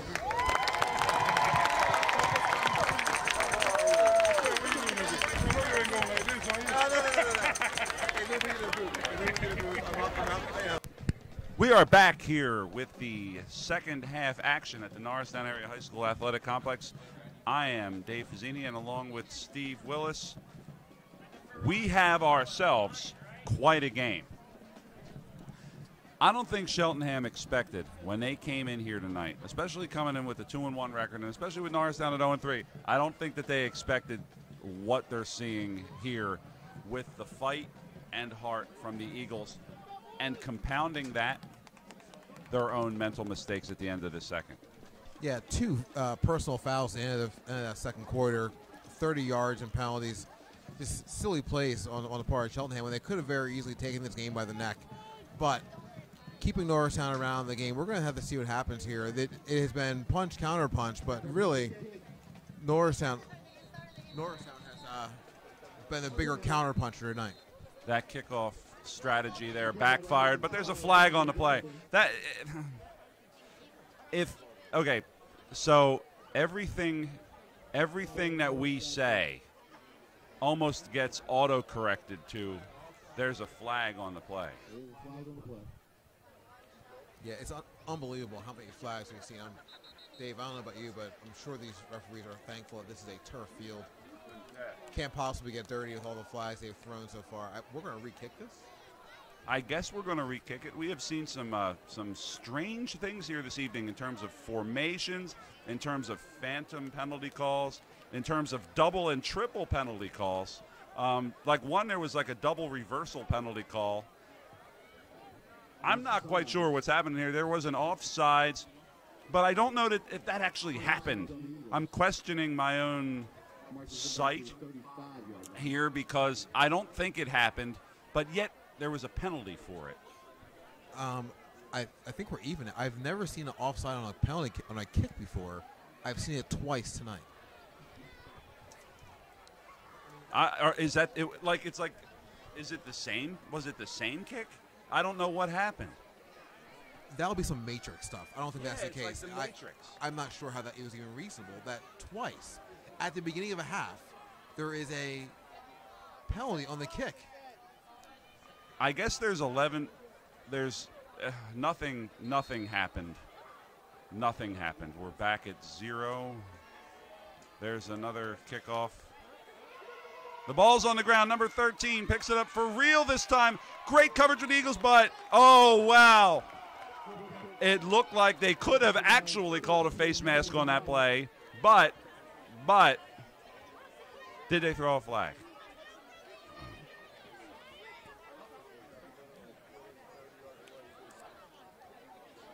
There was a flag on the play. It's a personal foul. It was that face mask that I thought I saw and then actually did. Yeah, we can't be sure. Some of these mystery calls tonight have been a little bit curious to us, but that one did look a little bit high. The fans reacted once the flag came out, but got to make sure you're keeping those hands low, not going up around the neck area. That's an automatic call for referee.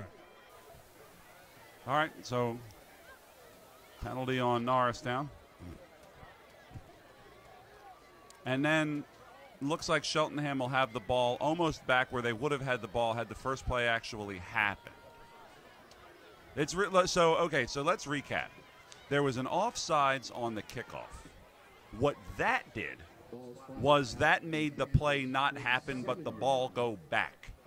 Then there was a second kickoff that yielded favorable results for Cheltenham, and then even favorabler results now. I think we're all caught up. 11:54 here to go. 11:54 here to go. Just started, and number 5 takes off. And he continues taking off. Adonis Hunter on the carry that we haven't seen that yet. The little RPO look there. He put it in the belly of the running back, and then he took it out, and he went off the right side. And downfield was the man of the game so far is Harris blocking. We haven't seen that ability from him yet. But he certainly threw a nice block downfield to gain an extra of maybe 5 or 10 yards. It's going to bring up 1st and 10 for Cheltenham now, kind of knocking on the door here at the 21-yard line. We're going to see what it is that they do. They've been the team of 1,000 formations here tonight, although they've been pretty consistently going back to the gun. 18 in motion. Hunter back, takes the snap. Handoff to number 3. Number 3, Jameer Barnes, picks it up. Picks up about 5 on the play. It's going to bring up 2nd and 5. Cheltenham going quick to the line here, trying to get a little tempo going here. Maybe that's just their game plan right now. Try and capture this game here right now. They can go up 21-14 with a touchdown. So they are marching after that tumultuous beginning to the half. They're going deep. Got Harris, and Harris got the touchdown. And Steve, that's the one thing that we knew was coming. Norristown has done a great job of keeping that from happening, but I don't know if it's just that they had forestalled the inevitable, because Harris, as we've seen from the statistics, always seems to get his. And a little bit of a like momentum stall here for Norristown, who had kept it up going strong in the first half. But that pass to Harris, that hurts. Yeah, we foretold this earlier in the game. We said it in our pregame show that Harris is the guy we don't keep an eye on. We don't want to try and throw at him. He made us pay there with an interception on the 3-yard line, and we don't want to see him get the ball thrown to him. And there, he high-pointed the ball and brought it down for the touchdown. Just simply a athletic kid who just wanted the ball more in that particular situation. So we were down 21-14 here early in the third. Norristown going to try and rally here and see if they can counter-punch back here. Again, Cheltenham most of the night has been throwing haymakers, moving down the field. Norristown been more of the counter-puncher, taking shots to the body, going to the head, and then try and finally punch it in at the end of the end zone. So we'll see what Coach Milliken has here. He has gone to an array of setups and 4 wide receivers, 3 wide receivers, as promised. So let's see if we can get a kickoff here without a penalty flag. We are 11:10 here to go in the third quarter. And we right now are joined by NAHS Principal Mr. Ed Roth. And Mr. Roth, welcome. Thanks for having me.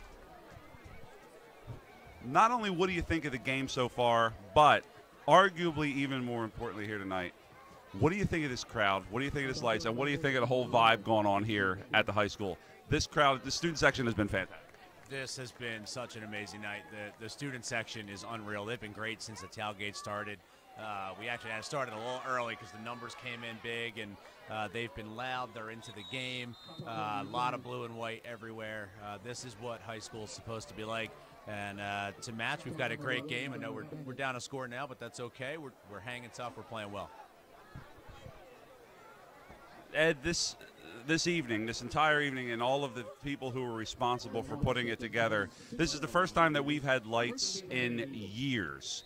And you can see what it's done to the energy of the crowd. And also, I think definitely you would have to attribute some of the momentum on the field for the Eagles to that, feeding off the crowd, because Cheltenham came in here and they took them lightly. And Norristown is fighting every step of the way. Yeah, well, I think anyone who's ever been an athlete knows that when you got a big crowd behind you, you play so much better. You get excited. Your energy's up, and I think we can see that on the field. Our boys came ready to play tonight, and we definitely have the 12th man on our side. Cheltenham had been a tough out for a few teams this year, and Harris has been playing great. He's a D2, maybe even a D1 prospect for some scouts. But tonight, except for that last touchdown, ours haven't been able to contain him. The handoff goes number 10 on the outside, and a big hit. Tucker picks up a few, maybe. And during your halftime speech to the crowd, you talked about the IBEW, who had been so instrumental in getting these lights here tonight. How do we keep this momentum going forward, and what do we do to make sure to help to kind of facilitate the kind of atmosphere we're going here and we got here going tonight? Talking to the folks from IBEW tonight, I just kept thanking them, and they just kept saying, hey, this is for the kids. The kids deserve this, and the community deserves this. And I think, we just have to keep being us. We just have to keep showing up and representing Norristown with pride. We've got the best kids around. We've got the best kids in Montgomery County, and I think the more that we can bring ourselves together and give a chance to show ourselves off to all the other schools that come in here, I think that Norristown is a school that many others would envy. These lights certainly do act as a way to be able to literally and figuratively serve as like a beacon, like a shining like a spotlight on what otherwise is like, it's a great game. It's a great game here tonight, and the lights are just kind of like not only the icing on the cake, but also, I guess, like they help to create some of this atmosphere. And there goes Harris to the outside. But the Eagles contain him. I thought for a second that he was going to break away, but he didn't, and they were able to contain Harris and keep him from doing some damage. What I was saying there, Ed, before the play is that as we take a look at what it is we have going on here with the team we haven't played in Cheltenham, it's a really competitive game here tonight. These lights and having this field, this spectacular athletic complex, keeping this momentum going, having other teams play on this field, having all other students utilize this resource. What can we do to keep Norristown athletics going forward? Yeah, I think we just have to keep telling our story. I think that one of the keys to building our athletic programs is making sure that kids that are in 4th, 5th, 6th grade that they're here watching games like tonight, because once you're here, you want to wear the N on your helmet. And it doesn't matter if it's football or field hockey or soccer or volleyball. I think once we get them here and they can see the pride that we have, then kids younger and younger, when other schools come calling, they're going to say, you know what, I already have a home. And that's something that is so important, and that's something that I felt. I went to Norristown High. I played football here, and that was something that when I was growing up, I saw games at Roosevelt under the lights, and that was always something where I felt like I aspired to someday do that. And for these students to have this now, and to have so many people to thank for making this night possible, it's truly spectacular, and we are very, very thankful as a Norristown community for all of the people who helped make this happen. Couldn't be more thankful, and it starts with our students. We've got a great staff and faculty, and I think, as much as this is an exciting night, this is really just symptomatic of what happens in that building every day. So I'm proud to be a part of it. And I think for all of our future Norristown athletes that might be watching or listening to this, just know you can go to another school and you can be a great player. But if you come to Norristown, you can be a legend. And so don't forget that. There's people in these stands tonight that people remember from 40 years ago, and that can be you soon. Ed, thank you very much for stopping in and talking with us in the booth here tonight. And great speech at halftime, and like you said, it's for the students now, not only now, but also future generations of Norristown students, some of whom are here tonight watching it and will someday be stars out there on that field. Ed, thanks for stopping in. Thanks, Dave. Really appreciate it.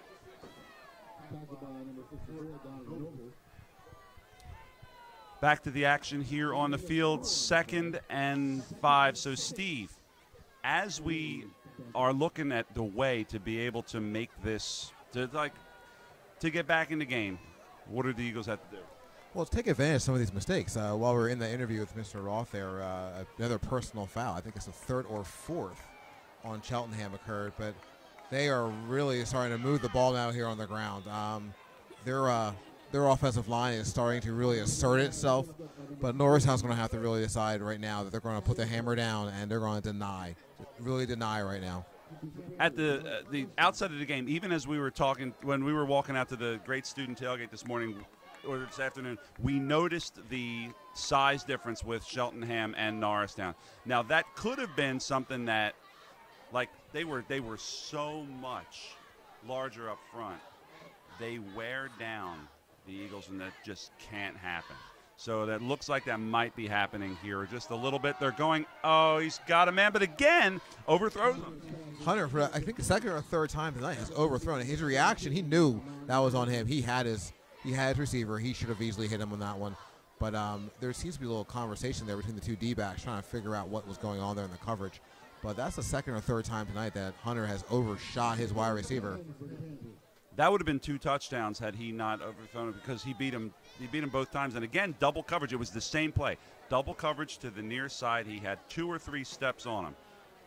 If they're not careful, 3rd time's going to be a charm, and Hunter's going to hit him downfield. He split wide. He could be going back to him. 2nd and 10. No need. Big gain, gashing the Eagles for a huge gain. Okay.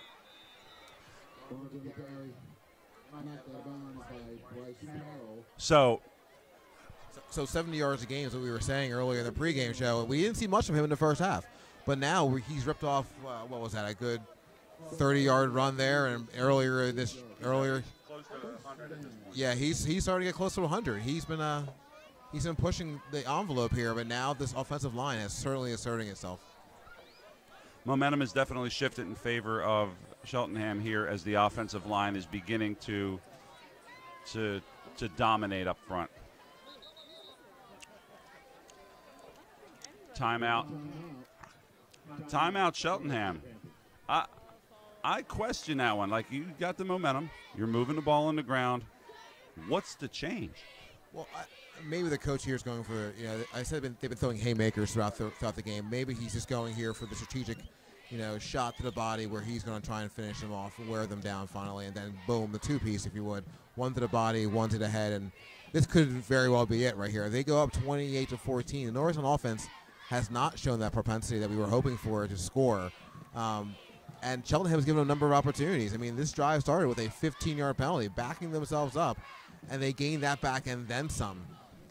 That's true. The number of mental mistakes that Cheltenham has made and some really, really bad penalties where coaches are that's the sort of thing where coaches will say, listen, you need to take some time on the bench because you're hurting the team with some of those choices. Now, all right, we got a little clock stoppage here. 7:50 to go in the third quarter.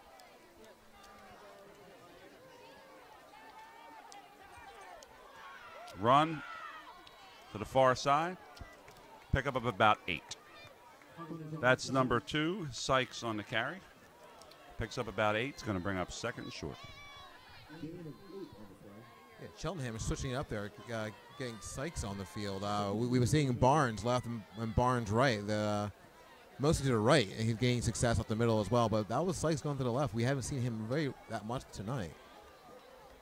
2nd and 2 here, very manageable for Cheltenham, and options are, we're going to pass. And that's a touchdown for Cheltenham. And the touchdown's to Barnes. No, that looks like, okay, number 6, Edwards, sorry. And that's going to be a touchdown for Cheltenham. Yeah, I feel as though we keep repeating the same names: Barnes, Harris, Hunter, and we haven't been able to really slow them down since we scored that 14th point, right? We scored that 14th point with about 2 to 3 minutes left in the second quarter, and Cheltenham came right back down the field. We saw Edwards on the kick return after we scored that first touchdown, and now we are the dogfight is seems to be gone here. Cheltenham has definitely taken over this game. Well, I'm certain they got a stern talking to at halftime, and sometimes that can be demoralizing to a team, but other times that can be like, listen, we have to get it together, and we've got to come out here and prove that, you know, what the paper has been saying about us is true. The paper gave Norristown no shot to win this game. What Norristown has to do now is come back and score, and they have to do it quickly. Yeah, Norristown to this point, we haven't seen a lot of, even on the sidelines right now, we still don't see any heads hanging. They are looking out on that field as if they're going to try and get back out there and bring this game back. I mean, there's plenty of time here. We are 7 minutes and 39 seconds in the third quarter. There's time here. You know, and with the number of penalties that Cheltenham has put on the field here for personal fouls and silly mistakes, Norristown can very easily get back in this game. Here's the kickoff, fielded by Tucker. Tucker's got a little bit of room to run, but he is quickly bottled up.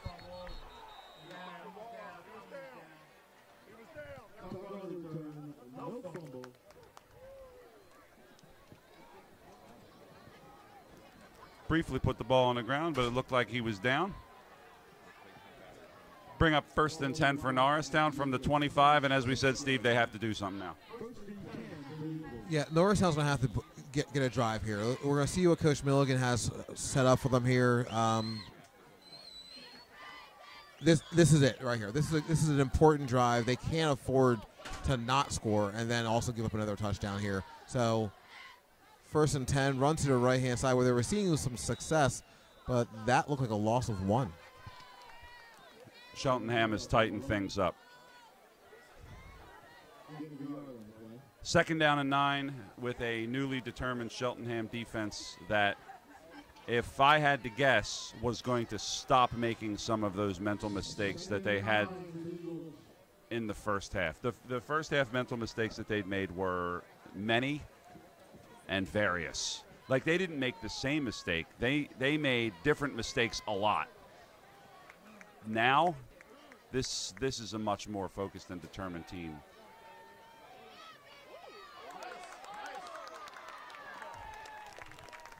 Nice pass out. Looks like 28. Bellman to Malone.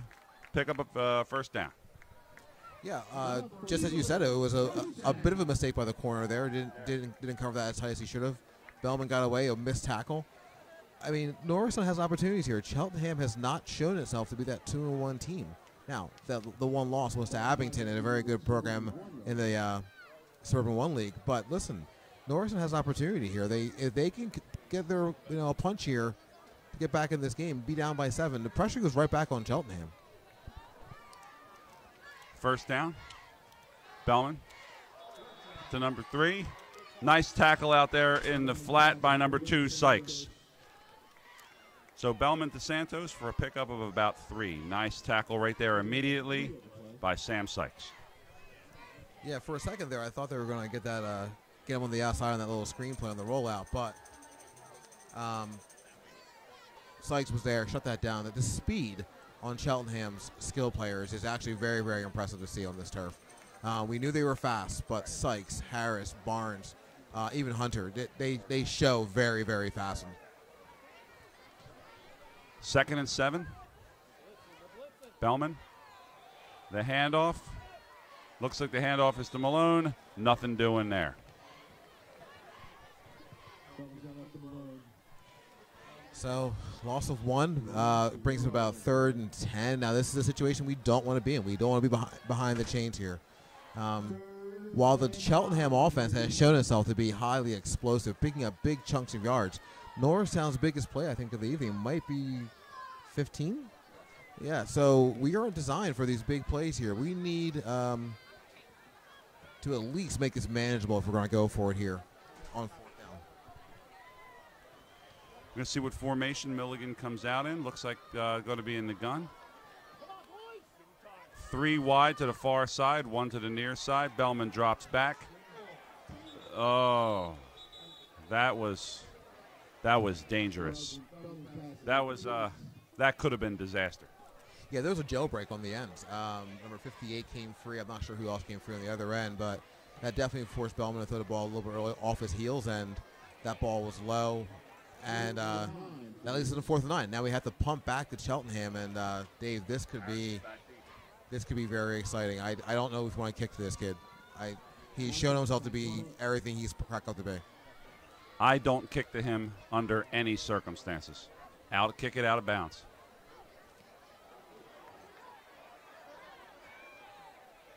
We'll take it. Keeps it low. Little ground ball to the 35. Harris didn't have a chance to get it. That's what we want. That's what we wanted. But now the ball's at the 35-yard line. The defense has to get a stop here. They have to get him out. A 3 and out will be fantastic. But they've got him to situations where it's, they'll hold him on 1st down, but then 2nd down they'll get a big chunk of yards, and that's deflating. That's really, really hard to handle. So it's been I would almost say it's been an emotional game for this defense and for this crowd. Norristown goes up. The flags are waving. We're excited. We're happy, and then boom, the kick return, and then it's on. And then the other flags are waving as the referees just decorate the field with endless streams of yellow fabric. Those were the flags I was talking about. Oh, those flags. Yeah. There haven't been many other flags. It's been the laundry tonight is going to be pretty interesting because there was lots of it on the field so far. There we go. There we go. We should have had an over-under on number of penalty flags, and I would have said 1,500, and I might have gotten the over. Easily. I think you easily would have gotten the over. I mean, it's unbelievable how many flags have been thrown. I think Flynn. Go to Flynn. The referees are going to have to go to Flynn. They're going to need to go see the Rothman Institute to get the elbow looked at. They got tendonitis in the elbow because you can't possibly be this many flags thrown without someone getting injured. Get that repetitive stress disorder, reaching in and throwing the flag, and ripped my bicep throwing the flag. Almost an interception there. What a throw. He threw that into the midst of danger. You want to see an instant momentum shift. A touchdown right there for a pick 6 would have been it. Yeah, that would have been huge right there. We needed to make sure that we got that one. But that puts them in a 2nd and 15. Now here's a situation where this defense can gear up and set them up for a big hold, and we got a chance because forcing a punt here would be awesome. Flipping the field, giving us a little better field position. Let's see what happens here. Here we go. 2nd and long. Great play. Eagles swarm to it, led by number 53, Jason Thompson, who's in there for the tackle. Spectacular play by the Eagles. Great push up front. That's what we need. Yeah, Thompson went full on tip of the spear there. He went right through the defensive line, got there, wrapped him up, and put him down. We haven't seen that kind of flocking to the ball since early in the first half. So timeout on Cheltenham side. They're a little concerned. That's our 2nd timeout. 3rd down and 15. This is where things get really exciting. This is exciting because these are the kinds of downs where the sort of mistakes that a quarterback can make are legendary. These are the times where you make bad throws in situations like this. And there was almost that one. That would have been really something had that kind of, like, I guess, weird almost screen play, like screen pass kind of thing. Had that been picked, that would have been an instant 6. Now we're going to see what the Cheltenham is made of here on 3rd and forever. But here we go again. Number 17 down the bottom of the field. Emil Azell. He has. We're way off of him. We're giving him space because he has burned right past us 2 or 3 times. And now we have Harris down here also. This is not a situation that Norristown wants to be in.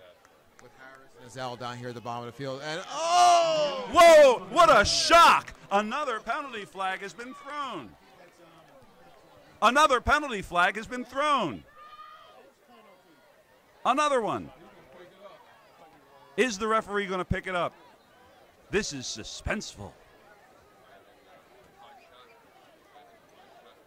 Well, it would be suspenseful, right? Like, suspenseful is like, I hadn't seen it.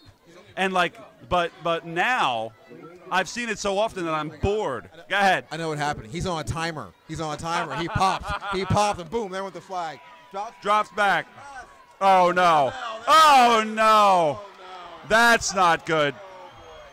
Oh, no, and neither is the tackling. That was the opposite of what was wished for by all, or by most, because there are some Cheltenham fans here tonight. Yeah, we saw that one coming, right? We said that Azell was down there at the wide, and down the slot was going to be was Harris. That makes it really hard for us to cover, and boom, there he was. Draw the safety in underneath, and he had Azell, and now we are certainly in trouble. That was an opportunity to get off the field. It went from, like, certain success to certain failure.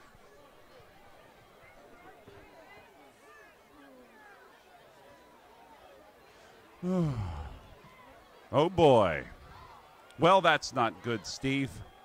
You almost don't know how to even really finish a sentence like that. I guess you could, well, it was a sentence, but I guess it's like one of those things where it's like, it's such a momentum killer that, well, there we go. Yeah, they held him up there for a split second. Hunter just really making the smart play, realizing he can't get the push, bounces it outside, no one there. That puts him up 35-14. We got a great view of the full moon here. It's a full moon, Friday the 13th, under the lights here at Norristown Field. They all coming together. Unfortunately, it's not coming together in the right way for Norristown right now. That moon has popped out, and unfortunately, still have a lot of flags for referees. But we are in a bit of trouble here at Norristown Field for the Fighting Eagles.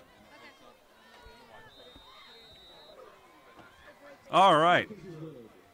Well, there we go. So it's 35-14 Cheltenham.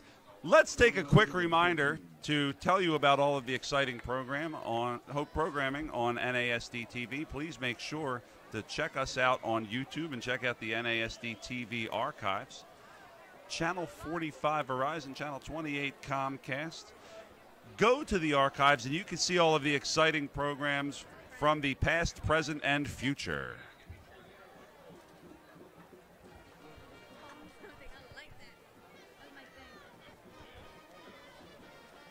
All right. Getting a lot of work in the kickoff game.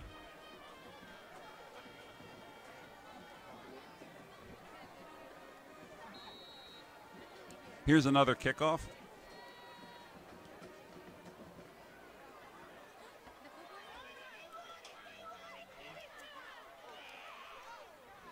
Fielded by number 28, Malone. Gain of a few. 3:21 here to go in the third.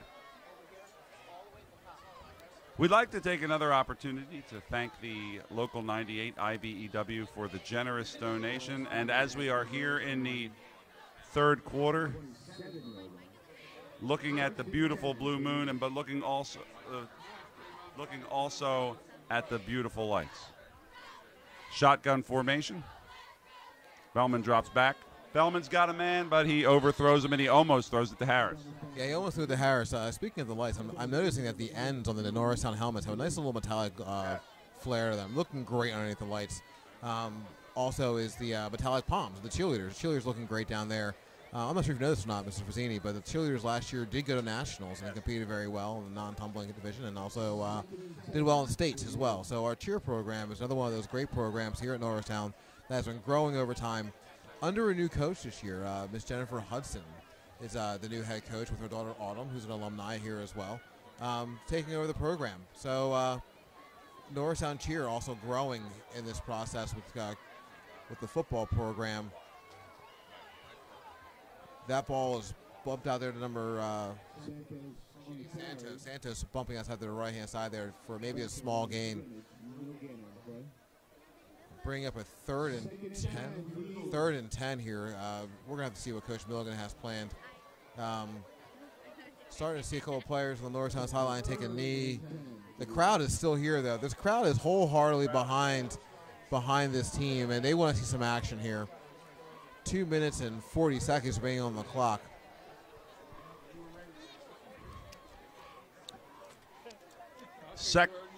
Third down and long, or is it? Yeah, third down and long. Bellman drops back. Swings it to the outside.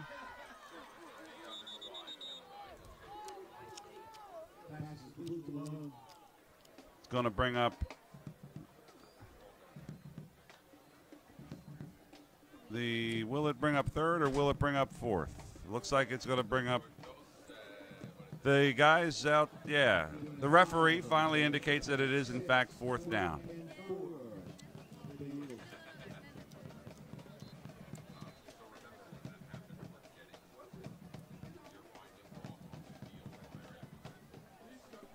The clock has stopped again.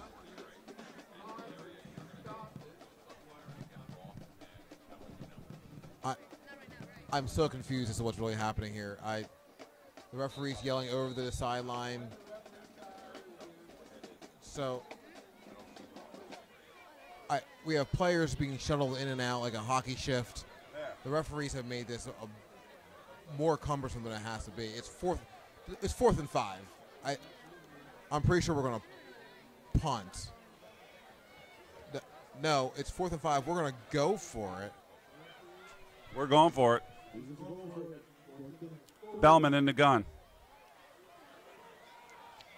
Throws it out to the flat.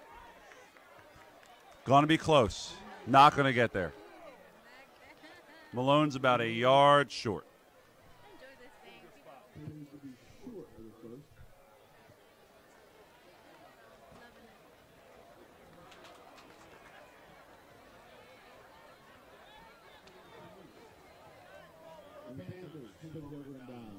First down for Cheltenham. First and 10 ball marked at the Eagles' 36-yard line.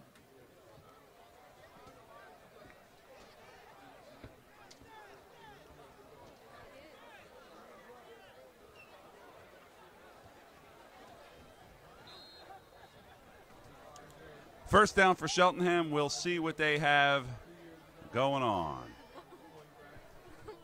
What I see going on is the fact that Hunter's still on the field, Harris still on the field. They are not ready to give this game up yet and bring in their second-string players. They are going outside. Hunter on the outside cuts it back to the middle. He's down the 5, and it's drugged down. That made that look very easy. That was like a Tecmo Bowl play. He just broke that to the outside. He was almost untouched.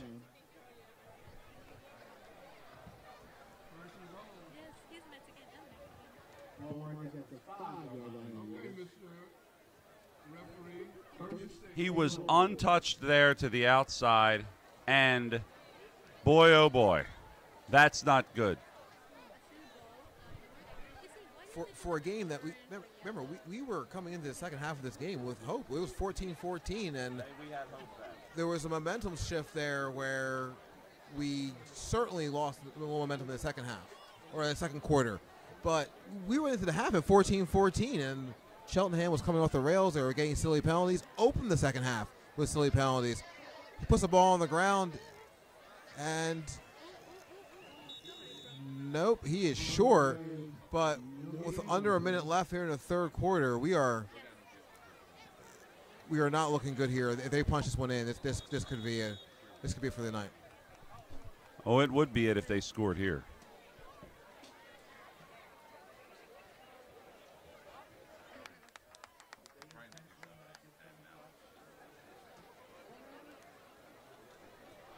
$50 seconds left here to go in the third quarter.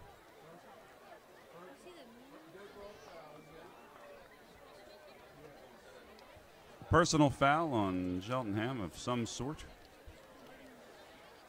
The number of egregious mental mistakes that Cheltenham has been making in that realm haven't really impacted they've certainly have impacted the flow of the game, bringing it almost to a glacial pace. But they have not changed the scoreboard very much. The Triassic era took longer than this third quarter. Or no, this third quarter took longer than that. I'm sorry. Like the glacial pace, I got so confused. Yeah, don't forget, I'm the earth science teacher here, and I would definitely agree that the Triassic certainly took a long time.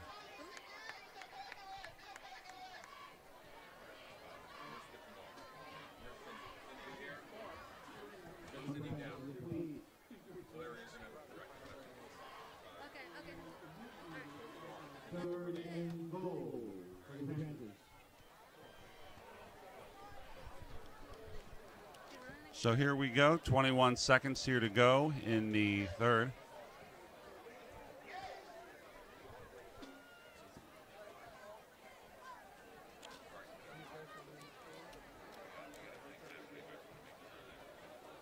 Is she still going to be here with the cheerleaders, or is she going to go with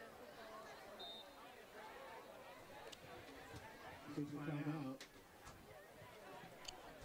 21 seconds here to go.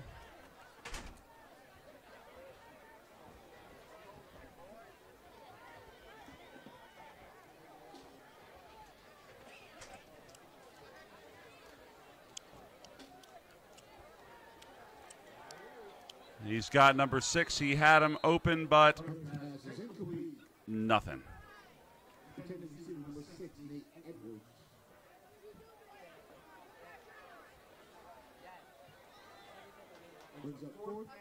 It's going to bring up 4th and goal for Cheltenham from the 20-yard line.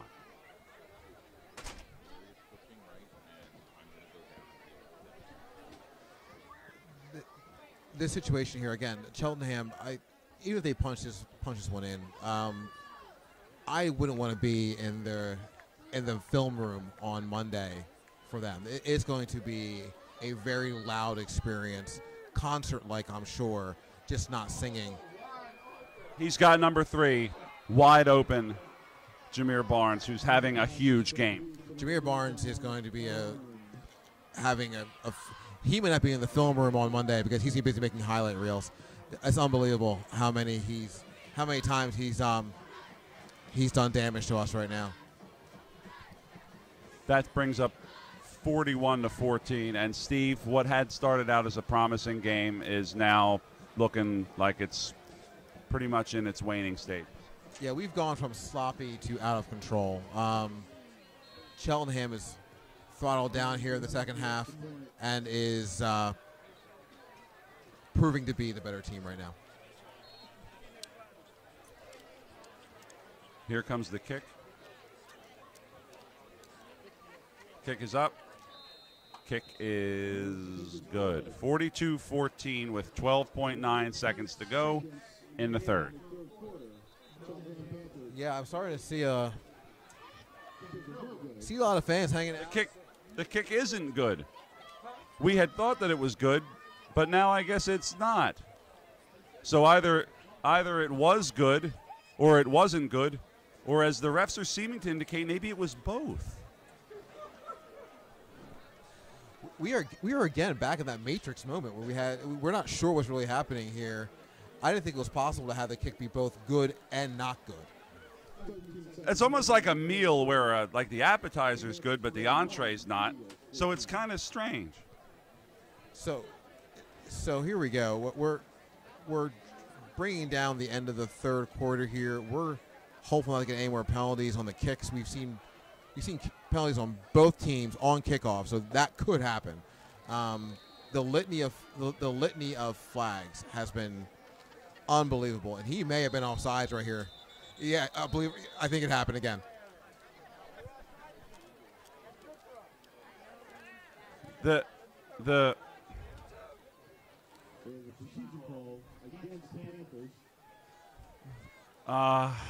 If I had to estimate just the amount of time that was spent on penalty-related issues here tonight, and I had to guess, I would say it was like 13 or 14 hours. Maybe 14 hours. Could you, Willis, binge watch an entire Netflix series in the time that the penalties took to resolve and call? I believe I could have watched at least 3 seasons of Madam Secretary before in the time it took to get all these penalties figured out.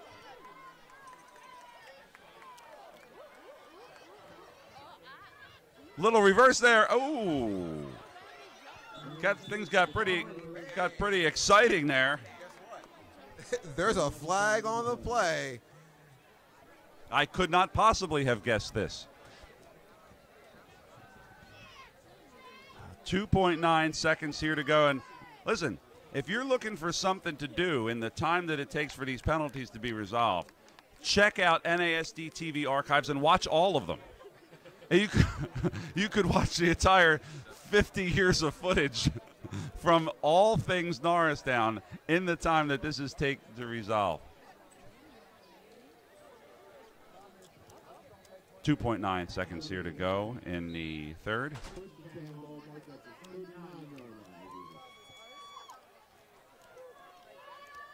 Bellman back in the gun, drops back. Going deep. He's got number 5, and it's broken up. Good idea there, trying to air it out a little bit, just to try and get something going here. End of the third quarter, Norristown down 14-41. I'm still trying to get back to that idea that the kick was both good and bad at the same time.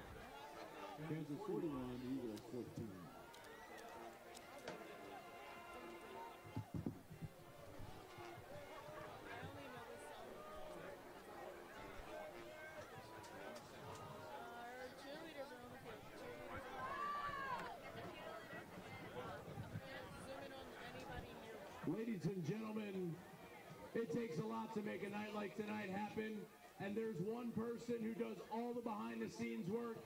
There's a lot more to being an athletic director than anyone will ever realize, and we owe a great round of appreciation for our athletic director, Mr. Tony Palladino.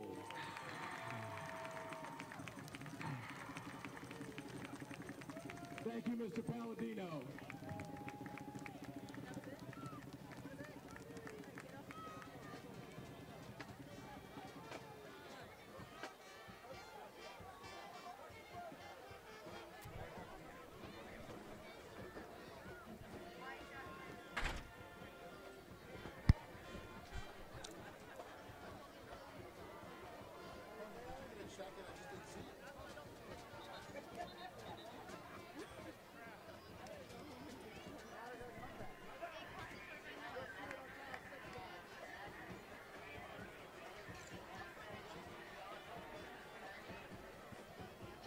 Back with some fourth quarter action.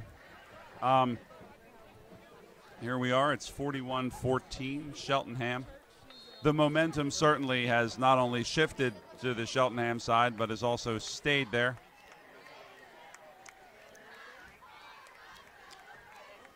Bellman in the gun. Here's the snap.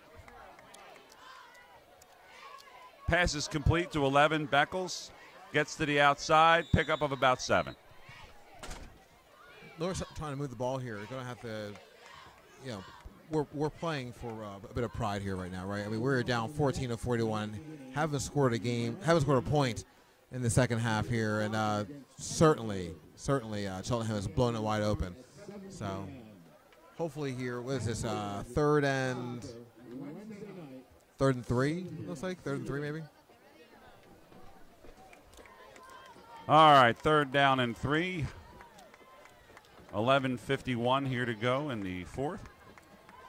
Bellman takes the snap, drops back, throws it out wide, and no one's there.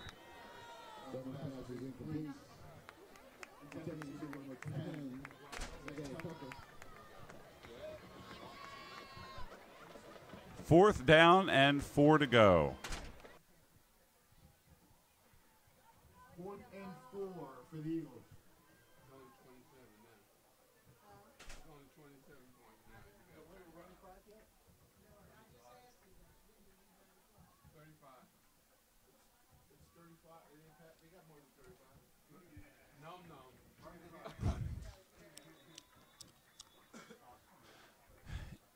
There is a timeout, Norristown.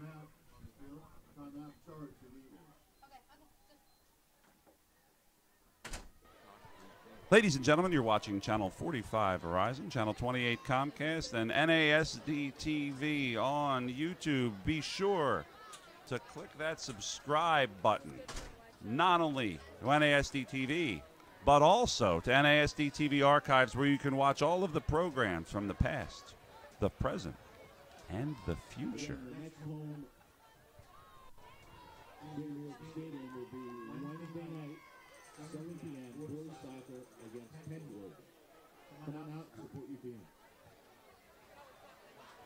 A lot of exciting games coming up. There are a big soccer game coming up on Wednesday. Come check it out. Yeah, lots of exciting things happening here at Norristown. This is only the beginning. I really do believe, as Mr. Ross said before, a lot of young kids are here tonight, walking around, seeing what it's like to be at the high school, and have this be the beacon and their home, the nest, if you would, for the Fighting Eagles of Norristown. Big run up the middle there. Oh, a big hit by number 6, Nate Edwards. A major mental mistake there by Cheltenham. You cannot do that. At the end of the play, big hit, but that's all you need to do. Make the hit, put a guy down, be done with it. So that's going to give Norristown great field position. And even though Cheltenham's up, they're not maintaining the discipline that you need to be able to close out the game. So that's going to bring up first down for Norristown after the long and costly penalty. I'm trying to think of now not only the time has been spent on penalties, but also the just yardage that's been amassed. Because a lot of these have been 15-yarders. Certainly. I mean, it's miles, it seems, at this point. They've given up in penalty yards. It's been a marathon of penalties. It's been unbelievable. I mean, the time taken. That is number 5, Levi Carroll with the reception.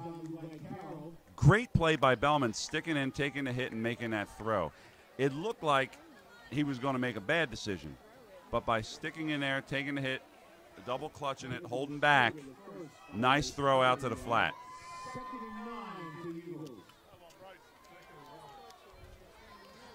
A yard to go here.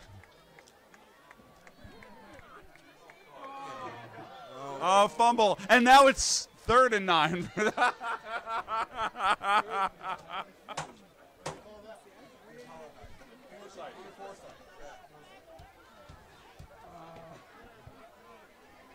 Little humor going down here in the booth.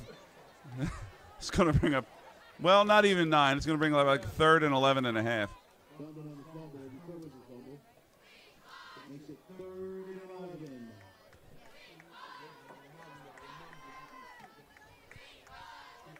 Bellman back, throws, incomplete, broken up. I'm surprised they didn't call pass interference.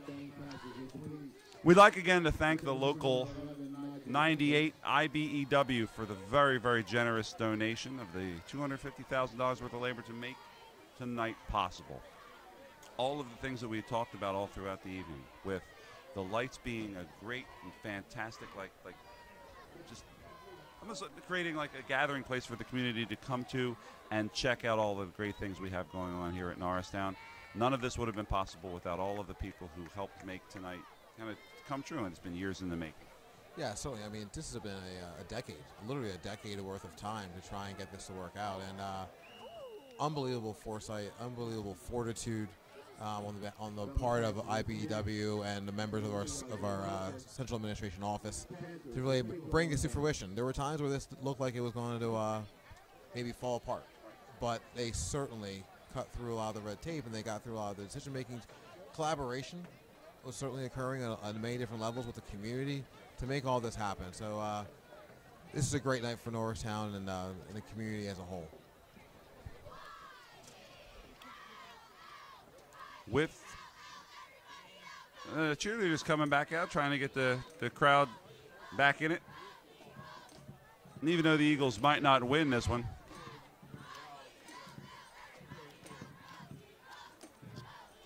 man, they're taking a long time. I just feel like that has to be said.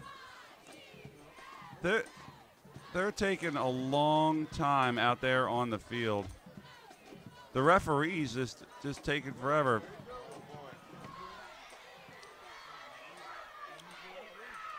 That's number 12, Zachary Gaffin.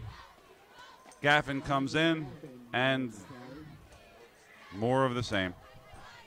Yeah, Cheltenham has definitely shifted out here. I mean, maybe their coach finally got tired of watching all those penalties, and they're definitely probably hearing it right now. They're going to hear it all the way back to Wyncote, and they're certainly going to hear it on Monday at practice. I'm not sure what the hills look like in Wyncote, but they're going to be running on them.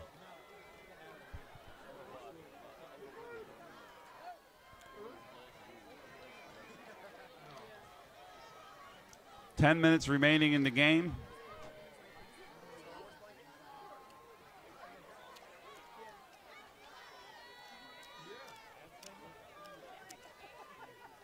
Low snap.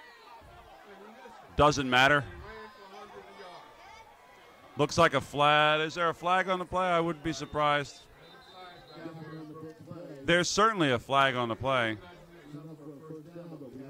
Like one of those if-then statements. If the whistle blows to start the play, then there's going to be a flag. When the clock starts, then the flags fly.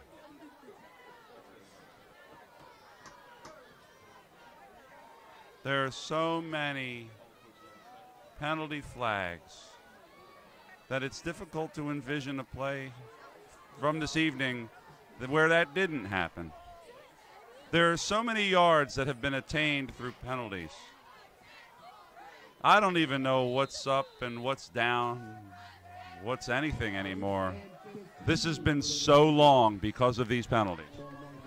Mr. Mazzini, I'm going to be out here next week with my students on this very field, mapping out the entire 4.6 billion years of the Earth's history, and all I'm seeing us is going from like Precambrian. We're almost entering the Cambrian, then back in the Precambrian. I've seen our first cells over and over again. And we just, guess what? Guess what? Another flag. It's unbelievable. Unbelievable. Discipline has not been the best in any measure. And speaking of delaying the game, so it's also difficult to imagine just how far Cheltenham has to go now. Oh boy, first and 20. In terms of my plans for next week, it's like the first end of the Devonian period. So, I mean, this has gotten out of control. I mean, there needs to be more discipline here. They're running it outside to the right-hand side. He's picking up a lot of yards. He's through the Devonian. Almost all of the yards. Yeah, he almost got back into the Triassic. This is getting out of control. All right. So that certainly nullifies the effects of the penalty. There's 8:59 left to go in the fourth. I'm imagining, though, and I think that the smart money would be on this, we're going to see a penalty on this play because we didn't see one on the last one.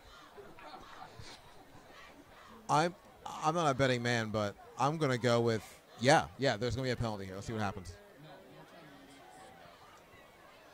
Has the ball been snapped yet?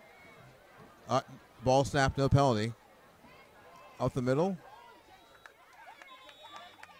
There were no penalties on the play. All right, wait a minute. Ladies and gentlemen, 2 plays in a row, no flags being thrown.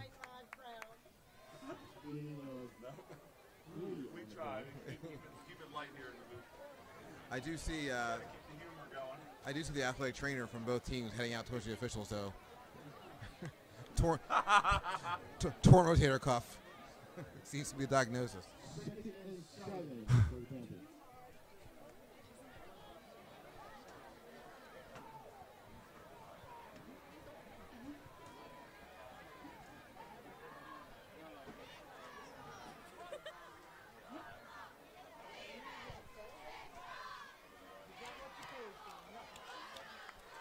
Here we go. Ball goes off to the right-hand side.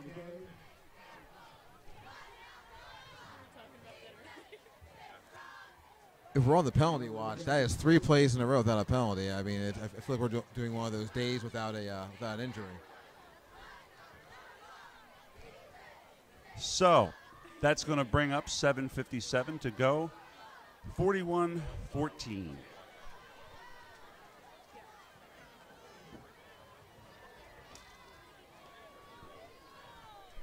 Yeah, there's a great view of our Norristown Area High School cheerleaders down there on the sidelines, cheering on this team, making sure that they are keeping the crowd spirited and keeping the energy that was palpable. Honestly, I think it was palpable at the beginning of this game. They're trying to keep that energy going right now. Looks like most of the crowd's still here. A lot of the crowd's still here tonight. Bring up 2nd down and about 7 to go.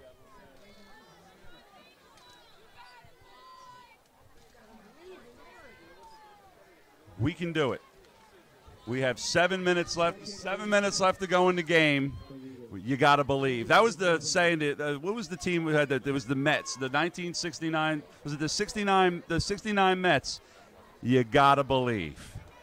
So listen, even if it doesn't happen for Norristown here tonight, one of the things that really can happen as a result of this game is because of the number of people who are out here to see this.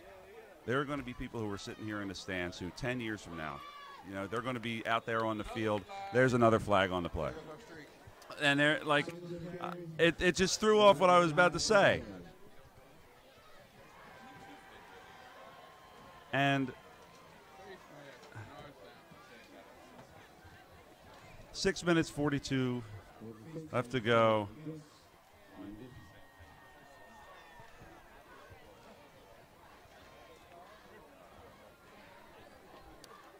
.642 here to go in the game. 2nd down, and we'll see.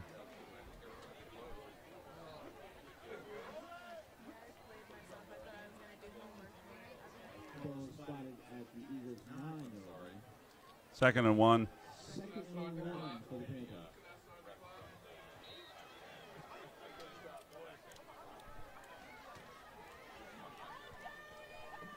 .635 left to go.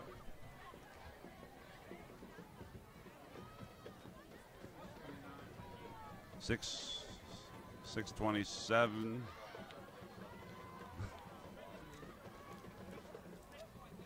Run up the middle. Cheltenham scores. Going to bring up 6:17 left to go in the game, and 47-14 lead, a commanding lead at this point for Cheltenham. A little. As I'm watching the field here, number 11 there from Cheltenham. Let's see who that is. Darren Bennett. After that last play, little sportsmanship there, really nice. Just give the little high five to the team from Norristown. It's disrespecting the fact that they're out there playing hard still. Understanding that this is a game and that there's a mutual respect. I like seeing that kind of stuff on the field. Despite all the things that happen out there, a number of really just poor displays of sportsmanship at times tonight. That was really nice to see. I agree, Steve. 6:17 left here to go. We got 47-14.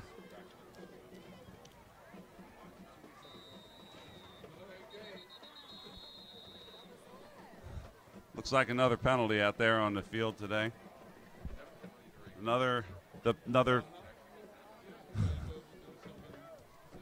If we could manage to get a penalty on a punt, we will get the kicking trifecta of penalties. That would be amazing. That would be utterly impressive. That would be a penalty on a kick. The triple crown of penalties. Yeah, if you could get a one more penalty on a punt, this would be amazing for Cheltenham. A kickoff, an extra point, and a punt.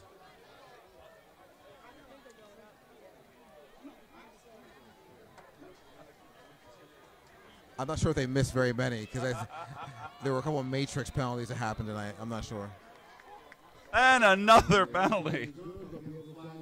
No, you didn't say that. There's another penalty.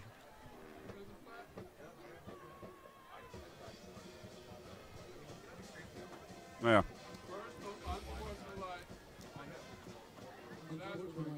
On both teams, it looked like there were two penalties called. Once unsportsmanlike conduct called on both teams.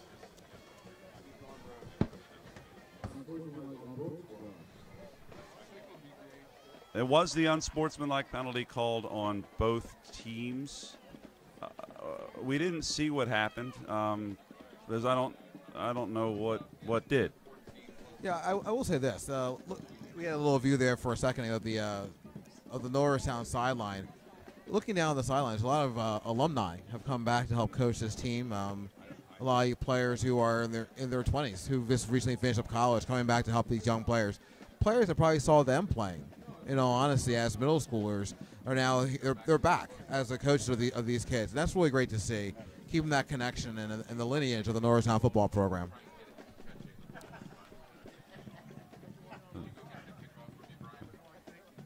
.6:17 here to go in the game. 48-14.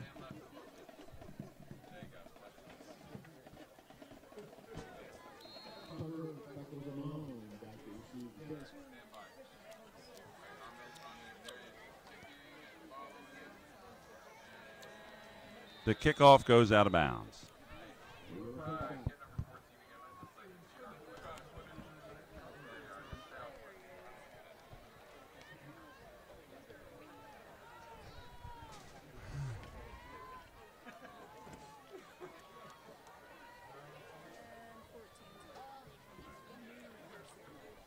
Six minutes, 17 seconds to go in the game.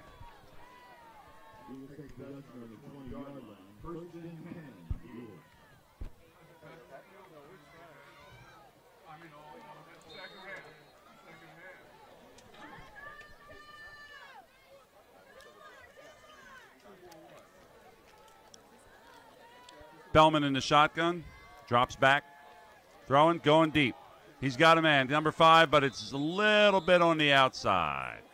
Throws it just a little bit to the outside. Number 5, Levi Carroll. Could have had him. He did have a step on his man. Bellman trying to get him to the outside.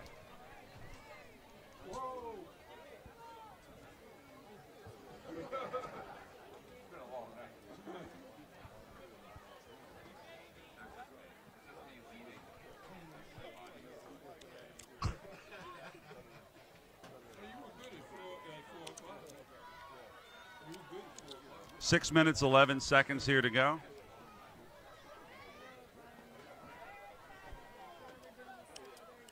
Bellman in the shotgun. Hands it off. Malone breaks a good-sized run. He's off to the outside, and Malone's still on his feet. Pickup of about 30 yards. Nice pickup there by Malone. Malone brings it out close to midfield. Looks like he brings it out. Referees are going to spot it at the 46. It's going to bring up 1st and 10 for Norristown with 6:02 here to go.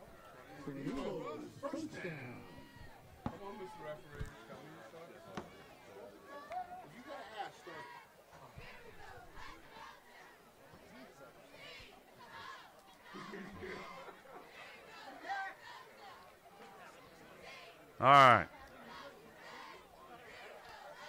6 minutes to go in the game. Not much going on there. Couple. There we go. Couple.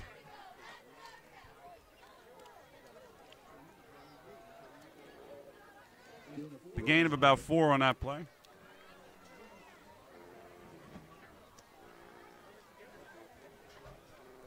Five minutes, 33 seconds to go in the game.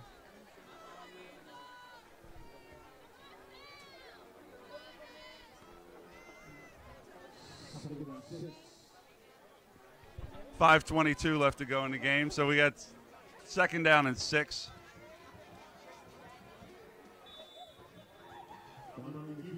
Pickup of a few. 3rd down and 4. Yeah.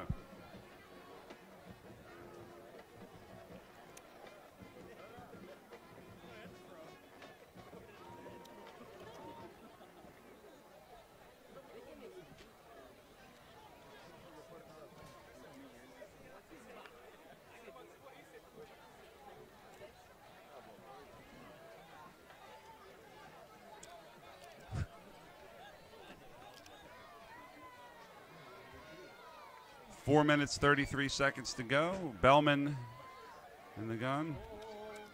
Throws it to the outside. Levi Carroll picks up a first and a lot more. Nice pass.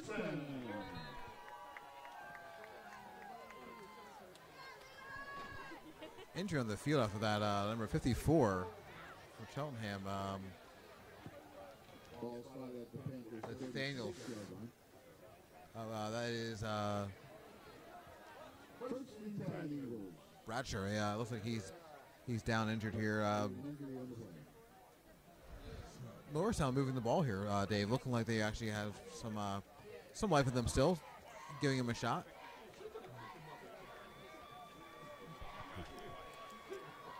All right, a little too late here for Norristown, but they're still making an effort to move the ball. 4:22 to go in the game. Norristown down 48-14.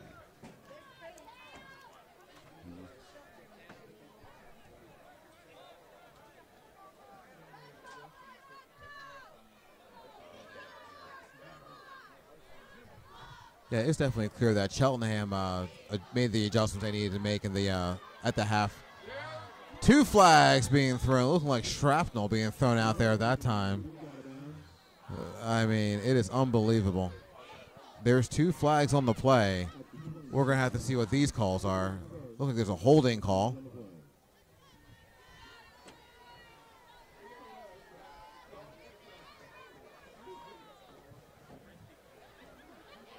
Block in the back was the call. Backing up Norristown.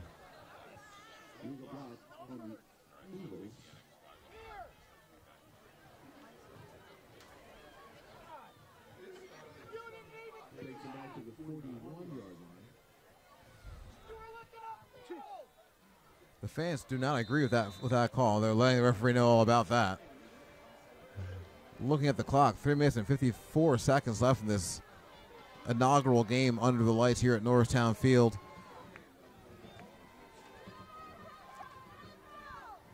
Fans still cheering for a touchdown. Dropping back, going deep. He's got a man just a little bit too far over, shoots his man. Bringing up 2nd and 15.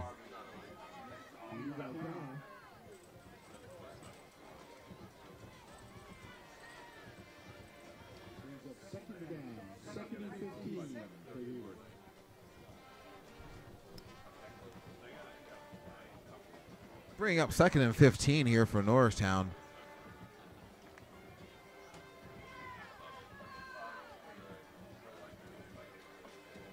One more time, we can thank our members of the IBEW Local 98 for their contribution to the lights tonight, bringing back Friday night lights here at Norristown.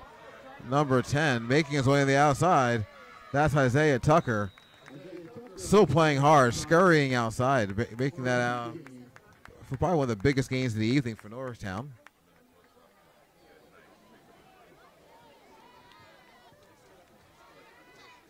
Ball spotted at the 15-yard line of the Panthers for Eagles. First down. Eagles first down.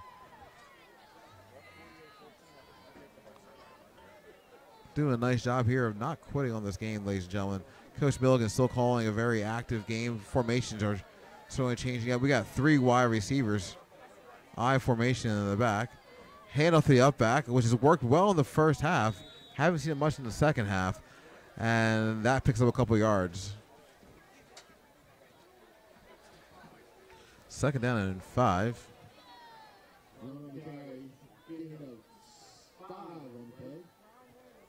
Second and 5, Eagles.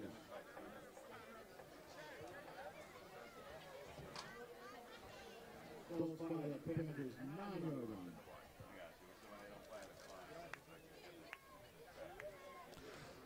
Second down and 5. Norristown going to try and punch this in here.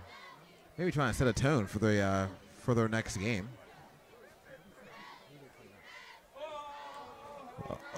Oh boy. Bad snap over his head. That ball is going to get back to the 36-yard line. As Dave and I mentioned early in this game, during our pregame, it was all about the idea of ball security. While it has not been the display of 6 fumbles, which we had last week, 6 turnovers, there has been some sloppy play for sure. There certainly has been some sloppy play here, and there's been a remarkable shift in the momentum of the game. In the first half of the game, Norristown had played really, really hard coming out and just showing some stuff on the ground that Cheltenham just was not ready for. So Cheltenham was not ready for what Norristown was doing. And then Cheltenham made the necessary adjustments in the second.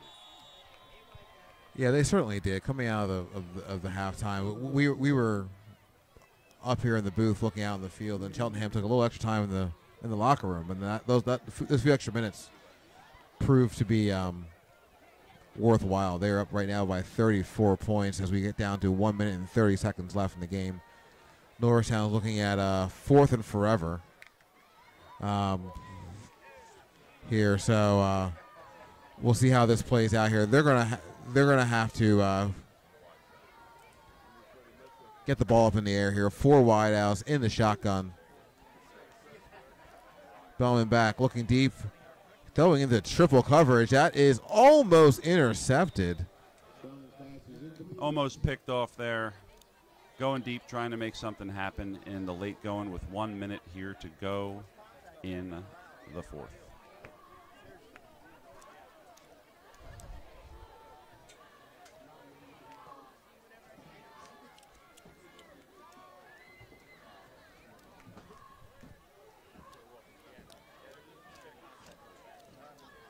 Cheltenham's going to get the ball back here.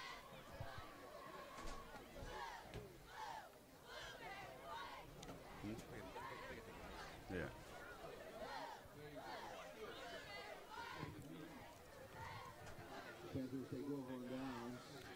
Cheltenham takes over on down. It's going to be 1st and 10 at the 34, 35, and we will see what they do. Maybe they'll just come out and take a knee.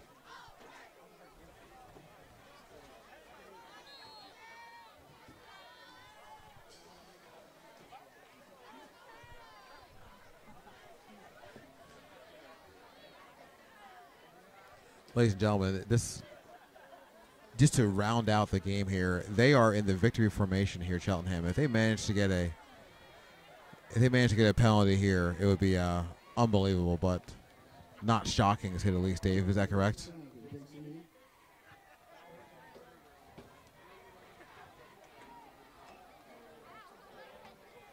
Dave, as we start to wrap up the game here, start to summarize what we saw tonight, the first half looked very competitive in terms of the play of both teams. While sloppy, there was grit and there was determination shown by the team from Norristown, creativity being shown by the coaches in terms of formations and style of play.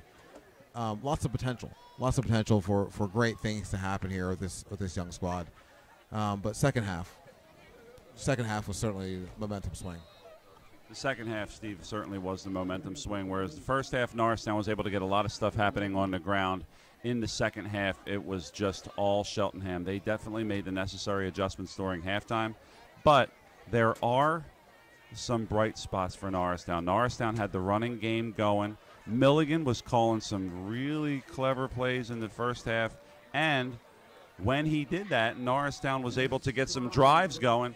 Norristown was meeting with success, scoring on Cheltenham and getting some stuff going.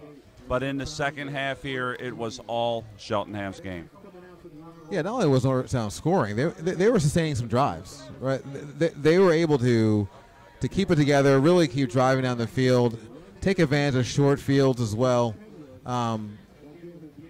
It really just showed, the overall potential the team has for growth. The 0-4 record and the scoreboard did not show the what really happened out there tonight. I think they were just eventually overpowered by Harris, Hunter at the cornerback position, the two tailbacks from Sykes and Edwards.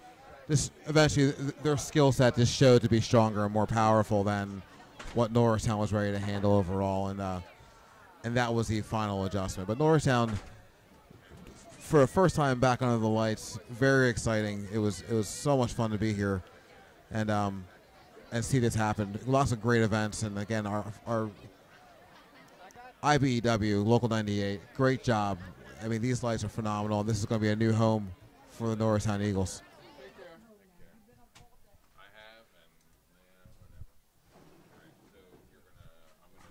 Ladies and gentlemen, we're wrapping it up here from the booth at the Norristown Athletic Complex.